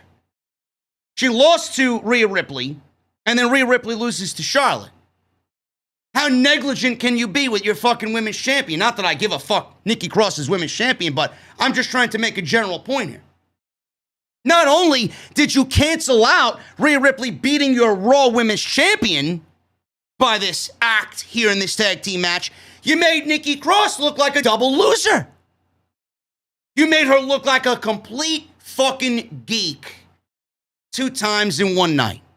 Same thing with Rhea Ripley, a geek after she beat the Raw Women's Champion. How does anybody in this company think that makes sense? But it's not about wins. It's not about wins, right? It's not about wins, says the fucking neckbeard geek on social media. It's not about wins, says the WWE writer. It's about the story, right? It's about the story. What's the fucking story? I can't tell what the fucking story is anymore. Superpower Nikki Cross, inspiration Nikki Cross. Who is she inspiring? Who is she inspiring? Who is Rhea Ripley inspiring? Nobody. She makes me nauseous every time I look at her. What is Charlotte doing here? I haven't felt anything towards Charlotte in 6 years. I can't fucking stand their women's division, man. What a lazy, effortless fucking title match this is. 50-50 booking on the same show, and nobody has the gall to speak up and say, I don't think that's right, Bruce. I don't think that's right, Vince. How does Rhea Ripley look going into the pay-per-view knowing she beat your Raw Women's Champion and then loses in the same fucking night? Because you have to put her in a second match because you're light on roster for a 3-hour show. Whose fault is that? Then you want to know why the champions are never over and why your fucking shows suck. And nobody cares about the characters in these programs like these three here. Ridiculous. Absolutely fucking ridiculous. Bill Goldberg. Bill Goldberg comes out. He made his entrance. There were loud Goldberg chants, but I would not be shocked if they were fucking half-piped in. The way I know is because the Goldberg chants, they come to a dead stop. There's really no fadeaway like the crowd usually does if it's a genuine, authentic Goldberg chant. It just comes to a dead stop. And everybody's just standing there looking at Goldberg in the ring. They're not doing anything. They're not moving their arms. They're not really emitting emotion. Everybody's just standing there like a fucking zombie, and I'm supposed to believe they don't pipe in fucking noise for the goddamn TV audience at home, right? So Goldberg is in the ring. Talked about his son Gage, who was sitting at ringside. And he was with a bunch of his football buddies. I guess he plays college football. I don't know. Says he is the sole reason to return to WWE. So Bill Goldberg's sole reason for returning to the WWE is for his son. Great. Great. That's not what you said on night one.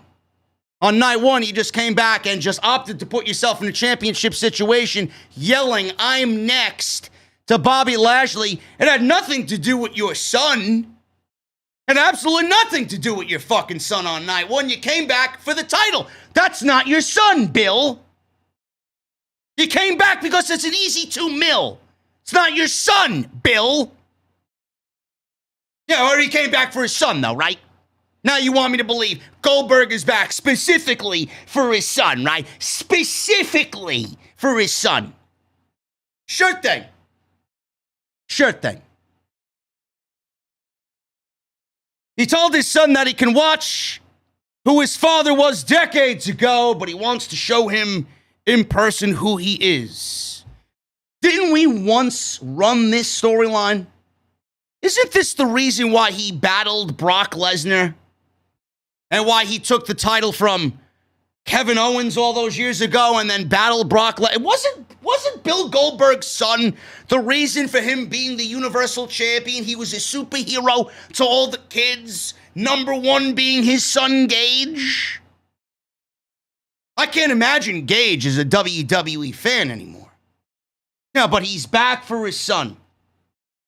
I don't believe this is what WWE is trying to tell us the story is. They gotta believe we are a bunch of half-witted idiots. It's so comical. Bobby Lashley and MVP came out. MVP said that they're hearing a lot more words from Goldberg than usual, whereas he usually lets his actions do the talking. MVP says maybe he is overcompensating for some time because when he saw Bobby, maybe he realized he is about to face someone more ferocious, more dangerous, more explosive, more dominant. Goldberg shook his head no after every word that MVP uttered. Lashley then let MVP take the microphone, and Lashley told Goldberg he gave him every opportunity to bow down and walk away and save him the embarrassment that will come his way at SummerSlam. He says he has to play by the house rules, and the house always wins. That's absolutely a fucking Vince line, man. Jesus fucking Christ. If I can pinpoint a Vince line, that is a Vince McMahon's line, man. That is a Vince McMahon line. Maybe aimed towards Triple H. The house always wins. Vince. This is his house. He always wins. Give me a break with that bullshit, man. Little fucking seed planted there. Vince asserting his dominance via promos. He said he will leave him with just enough so he can go on and tell his family and friends that his career was ended by the Almighty. So they were now nose-to-nose, face-to-face. Goldberg said, Lashley, that's bullshit. They didn't blur it out. They didn't bleep it out. He legitimately yelled, that's bullshit. Lashley turned, dropped the microphone, handed the WWE title to MVP. He took a swing at Goldberg with a clothesline. Goldberg ducked, speared Lashley in a very half-assed spear. Got literally no momentum behind it. Lashley rolled to the outside. Goldberg pulled his son Gage from the front row and walked around ringside and up the ramp. His son was flexing his bicep, and Goldberg, Gage stood on the stage side by side as the show went off the air. Monday Night Raw was awful. I don't know what they do with the WWE Championship. I discussed this earlier today on Twitter.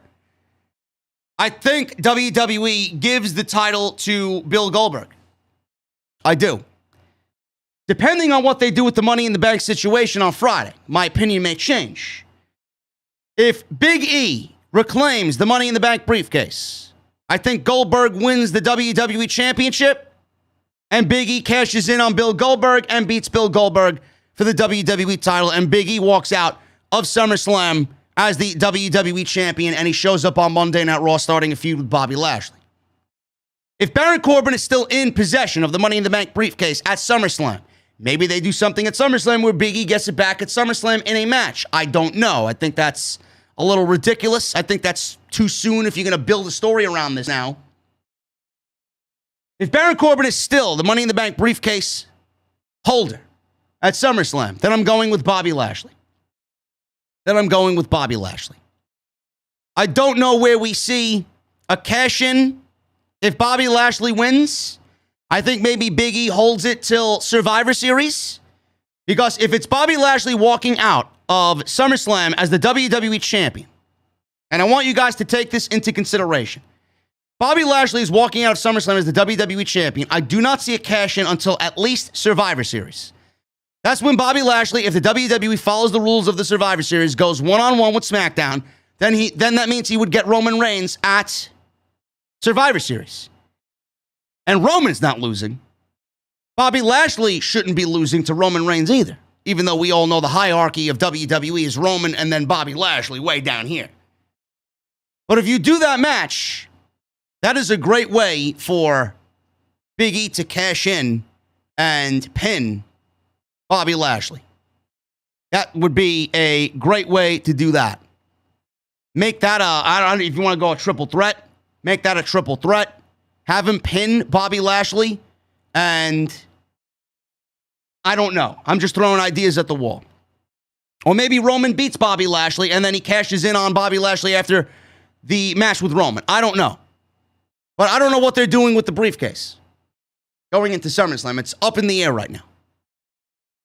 But either way, Monday Night Raw, SummerSlam, I ain't all that excited about it, man. I ain't all that excited about it whatsoever. There are a few ideas that they could do with the briefcase. But as far as the match with Goldberg, I am not excited about it whatsoever, man. The match is probably going to last 3 minutes because that's what we know Goldberg can go and do. 3 minutes only, no more than 3 minutes. After that, you're really venturing into Undertaker Goldberg Saudi territory. You don't want to do that. You don't want to do that at all. But as far as this show tonight, man, this was awful. I hate this show with every fucking fiber of my being. They should be ashamed of the show that they put on weekly. It's Monday Night Raw. Rematches all week. That's what Raw stands for, man. Rematches every single week. There's no interest in anything. Their women's division sucks. Their mid-card is fucking garbage. There's no top-tier contenders on this show. There's no tag team. It's like this show shouldn't even exist. It almost doesn't even resemble a fucking wrestling show. It doesn't. I tried my very best to watch this show with eyes wide open, man. If I didn't have to watch this show, I would not. If I didn't have to do this for you guys on a weekly basis, I would not be watching Raw at all. Fucking embarrassing, man. SummerSlam looks awful. Outside of Reigns and Cena, maybe Sasha and Bianca, and Edge versus Rollins. Coincidentally, all SummerSlam matches. Everything that comes from the Monday Night Raw side, forget about it. Everything on Raw's side is awful. But I thank you guys for joining me tonight, man. I really appreciate you. We're going to go over some super chats right now. You guys can get them on in. We'll hang out. As always, I still can't read the super chats before the stream started, man. I don't know what YouTube is doing. I don't know if it's undergoing maintenance. I don't know if they're switching shit around. I can't read the super chats that you guys sent in before the stream started. So I'm going to shout you guys out because I got you guys right here. I can't read them. Metalhead for Life. Let me see. Do I have the right ones? Metalhead for Life. Demon G. Lauren Hutton. And Michelle Moran. That's it. Or maybe you guys are on the bottom. Let me see. Yeah, those are the ones that started the show. I can't read it. I don't know what's going on. Anyway, I appreciate you guys, man. Hit that thumbs up. Also, follow me on social media at JD from NY206. That's Twitter and Instagram. Hit that subscribe button down below. Turn on the bell for notifications. Go get your t-shirts. Everything you need is linked underneath the video screen that you're watching right now, man. Click the t-shirt you want. It'll take you right to bonfire.com.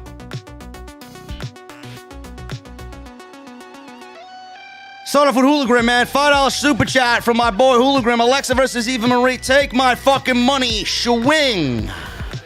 Summer Scam gonna be more litty than fake titty. Hashtag the bench business. Thank you, Hooligrim. Hopefully you're feeling better, bro. Susan D'Ambrosio with a $5 super chat. Anybody who thinks Raw is a good show needs to be shot. Raw sucks ass. Terrible. Absolutely fucking terrible. Mendelf's Isma with a $2 super chat. I feel like Riddle will be the one to turn on Randy. No. Riddle is not turning into a heel. Come on now. Tenorio128 with a $10 super chat. What's up, JD? Question. If Shawn Michaels is Mr. WrestleMania, then Bret Hart is Mr. SummerSlam. Yes. If I was to choose a Mr. SummerSlam, it would absolutely be Bret the Hitman Hart. I'm glad you guys enjoyed the review, man. I hate this fucking show, but I'm glad you enjoyed the review. DX Tricksters with a $5 super chat. UK, I think I will sue WWE for causing me physical and mental pain because of this trash show. Jesus Christ, every week it's getting worse and worse. Don't worry, guys. It's already Tuesday. Before you know it, we'll have Dynamite, and then before you know it, we'll have Rampage. 15,000 in the United Center, and CM Punk coming out. It's a living color, man. It's going to be awesome. Mr. Cake with a $5 super chat. Hey, JD, I can think of something worse than Raw. YouTube. Can we go back to the previous update, please? I was watching 1080p just fine beforehand. Bro, I'm telling you, man, that whatever their update was, fucked everything up, man.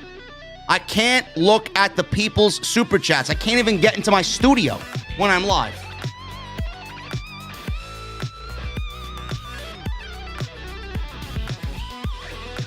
Trevor Augustus with a $5 super chat. Hey, JD, love the show. How do you think The Rock's daughter will do once she gets on TV? Bro, I have no idea what's to come. WWE's changing everything about NXT. Apparently, they're not even going to be live They're not even going to be live with NXT anymore, man. They're going to be taping shows like they used to do when the show was 1 hour. And I'm hearing USA Network executives are pissed because they're not paying for a tape show. They're paying for a live show. I just hope they take it off the USA Network completely. Move it back to the network at 1 hour. That's it. Micah with a $1.99 super chat was at the show. Raw was good. Micah, you're on drugs, bro. Raw was awful. I think you had one too many of them $16 Coors Lights, bro. Put it down. The show was dreadful.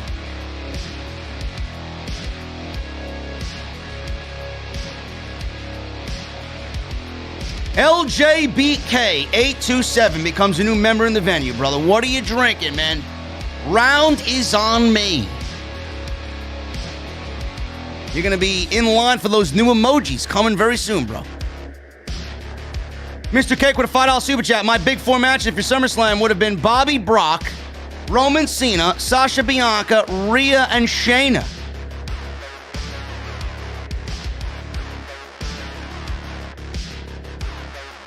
Yeah, Bobby and Brock was at the top for me. Roman Cena was number 2. Being that Bryan is not with the WWE anymore, I was originally booking maybe Bryan versus Edge one-on-one, Seth versus Big E. Now we got Seth and Edge. And Big E ain't doing much of anything. I had a damn good SummerSlam card, man. I had a damn good SummerSlam card. Tony Brown with a $4.99 super chat. JD, Vince don't care, and neither do I anymore, besides Peacock. We'll probably screw up again anyway. Rampage and OTS for life, young man. Thank you, Tony Brown. I appreciate you, bro. Jeremy Lewis and AEW Fan Bay become new members inside the OTS venue. What are you drinking, guys? Rounds are on me.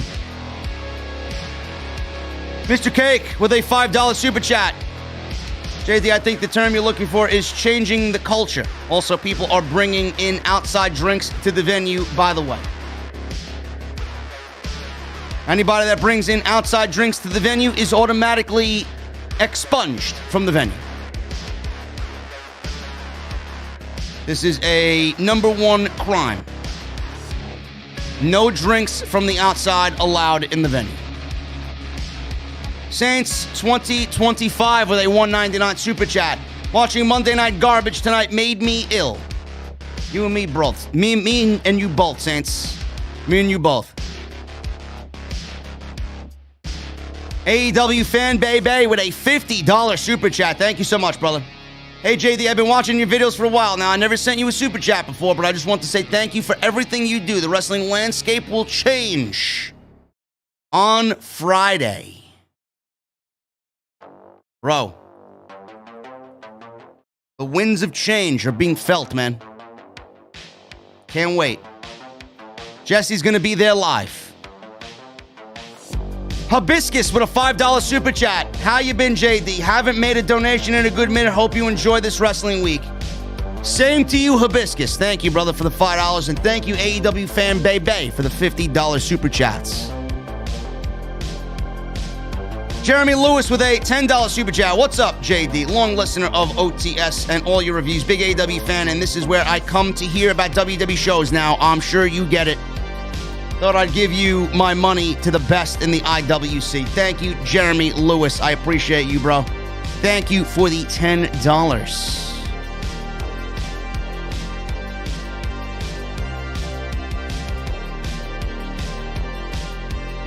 Avery Howu.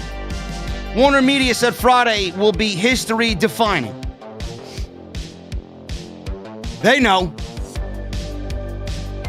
They know. That venue is not booked without CM Punk on the show. Magician Sapphire with a $10 super chat. Watching Raw makes me feel like I'm tripping on crazy pills with the insane booking. Bro, the booking legitimately makes no sense, man. I'm drained just from thinking about it. I'm drained from thinking about the fact that they put Rhea over Nikki only to have Rhea lose later in the show. Like, what the fuck are you thinking, man?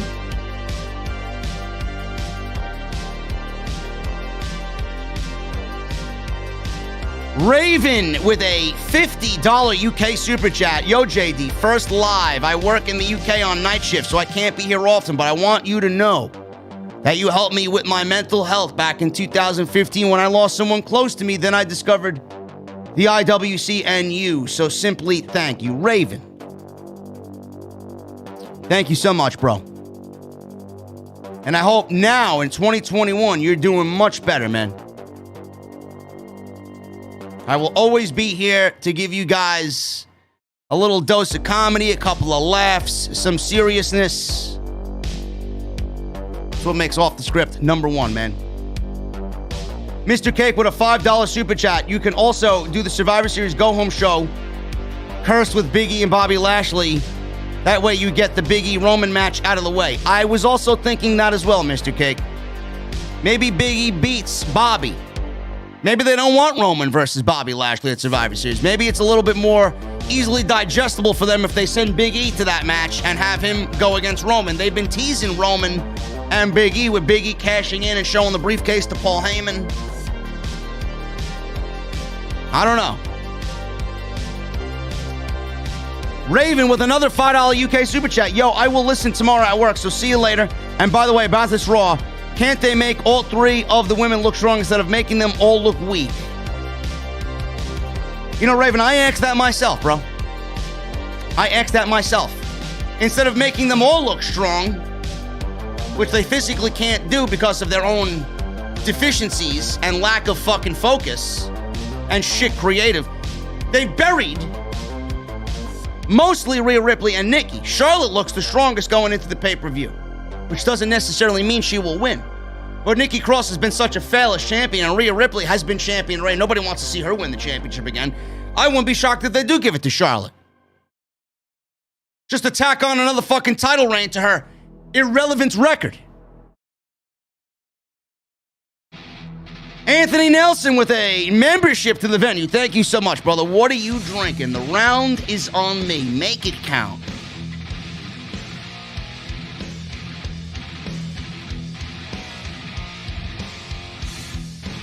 Plus, he gives a $5 super chat, does Anthony Nelson. NXT is dead. Raw is garbage. AEW is great. And Cozy is a goon. JD, you're the man. Keep doing what you're doing, brother. Round's on me. Thank you, Anthony. Thank you so much, bro. Furious Nation with a $5 super chat. What's up, JD? Awful Raw tonight. Today was my 25th birthday, and I didn't even watch Raw. Furious, first of all, happy birthday. Number 2, everybody in the chat, give Furious Nation some birthday cake emojis, man. Happy birthday to Furious Nation.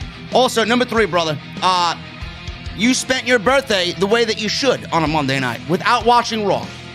Birthdays should be happy, and birthdays should be celebrated. Birthdays should put a smile on people's face. You don't want to bring any negativity and a black cloud over your birthday, man. Monday Night Raw would have done that very thing.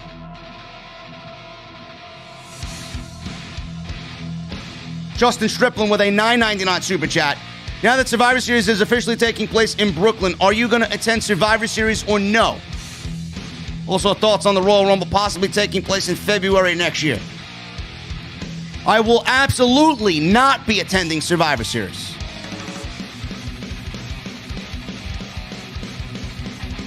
And the Royal Rumble happening in February next year.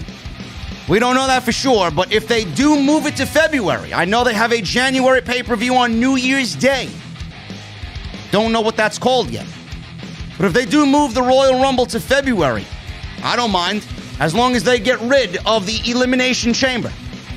Because the WWE has ruined the Elimination Chamber so much that it's absolutely fucking pointless. So if you replace the February Elimination Chamber with the Royal Rumble in February, I'm okay with that. The Elimination Chamber should be used to set up the other championship match that isn't decided by the Royal Rumble winner. And they haven't even done that.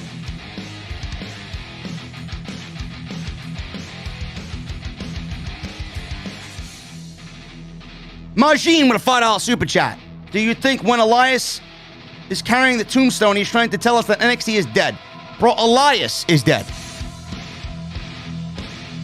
Who gives a shit about Elias, man? Elias is exactly where he's going to end up once he shows back up on television, in the fucking graveyard. They don't give a shit about him. They don't take him serious. If they did, he would have been much further along in the 4 years he's been on the main roster.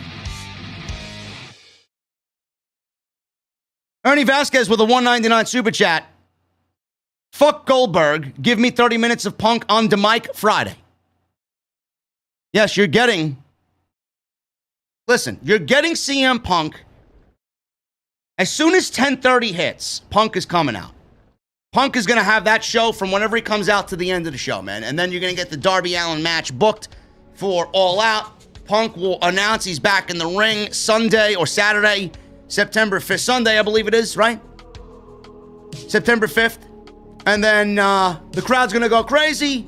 And Dynamite is going to be fucking must-watch the following Wednesday. Then it begins. JD23 with a $4.99 super chat. I find it funny that WWE keeps teasing as if McIntyre would actually attack Jinder Mahal and his crew with his sword. I'm like, really? Come on now. Bro, this is the level of WWE's creativity, man. They're building an entire feud based on if Drew is going to swing a sword at Jinder Mahal. Awful. I don't know who could possibly be intrigued by anything going on with Jinder and Drew McIntyre.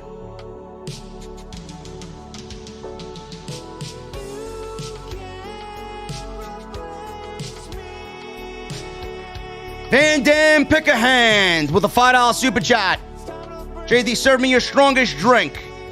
Jesse, get Van Dam Pick a Hand a Red Death, bro. What's a Red Death? Go look it up, man. Google's your best friend, okay? The fuck you asking me for? I'm the boss. You're the fucking lackey around here, man. Meanwhile, you hired Issa. Go have Issa make it, man. She likes to overpour. She likes to have a good time. And she likes the patron of this fine establishment have a good time, too. Come on. Fucking asshole, man. Wait till I get to Chicago, man. All these complaints are going to be taken care of. I'll tell you that right now.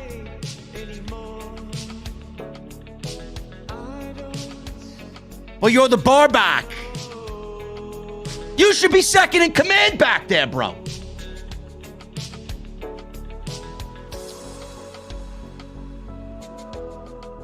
I need to forget this show. What is your adult drink of choice? Everything until Friday, AW Rant page is perfunctory. My drink of choice is always I like my Belgian beers, bro. I like my Belgian beers. Either a Belgian blonde, a Belgian triple, a Belgian quad. I like me some Belgian ales, man. Emiliano Garcia with a $50 Mexican pesos.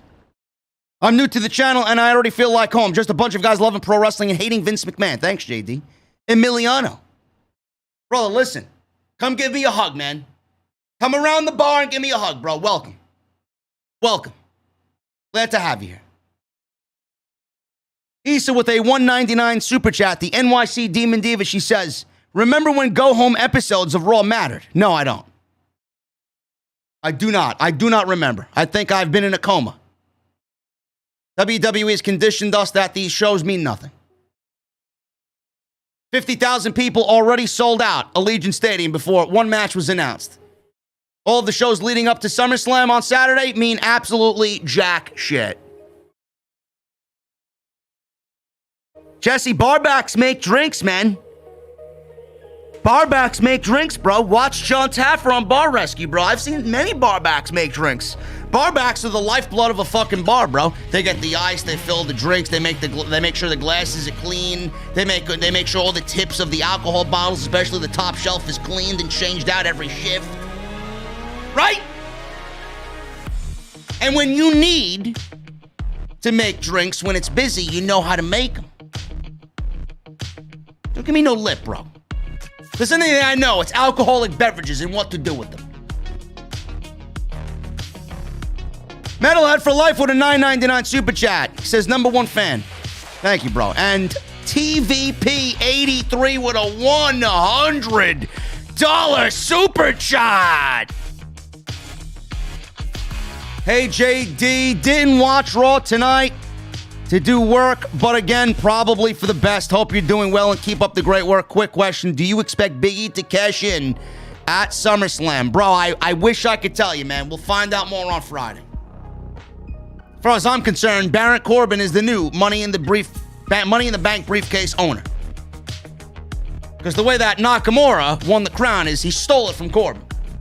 Being that Corbin stole it from Big E, I'm assuming Baron Corbin is now Mr. Money in the Bank. And Jericho8131 with a $10 super chat. The reports that Vince wanted to make SummerSlam just as big, if not bigger than WrestleMania, were false. The build for SummerSlam this year is pathetic. Gone are the days of Brett and Taker and TLC. Man, that Brett Taker match will fucking remain in the annals of WWE history as the greatest ending to any WWF championship match ever. The amount of heat and the amount of story there, bro. Oh, awesome. Guys, you know what to do, man. Hit that thumbs up. Hit that subscribe button. Hit that join button. Go follow me on social media. JD from NY206. That's Twitter and Instagram. And go get yourself a t-shirt, man. Bonfire.com. Links are right underneath the video, man. Click it. It'll take you right to the page. Anyway, I'm getting out of here. I'm getting in the Mustang, man. Windows are down. It's a cool, crisp August evening. The crickets are chirping outside, man. I got my cold beverage. I need 2 things from you. #1, those guitar emojis in the chat. #2, that guitar solo that's on now, I need that music on max. I'll see you guys on Wednesday live for Dynamite. We are living in history, man. It's going to be awesome. I'll see you guys on Wednesday.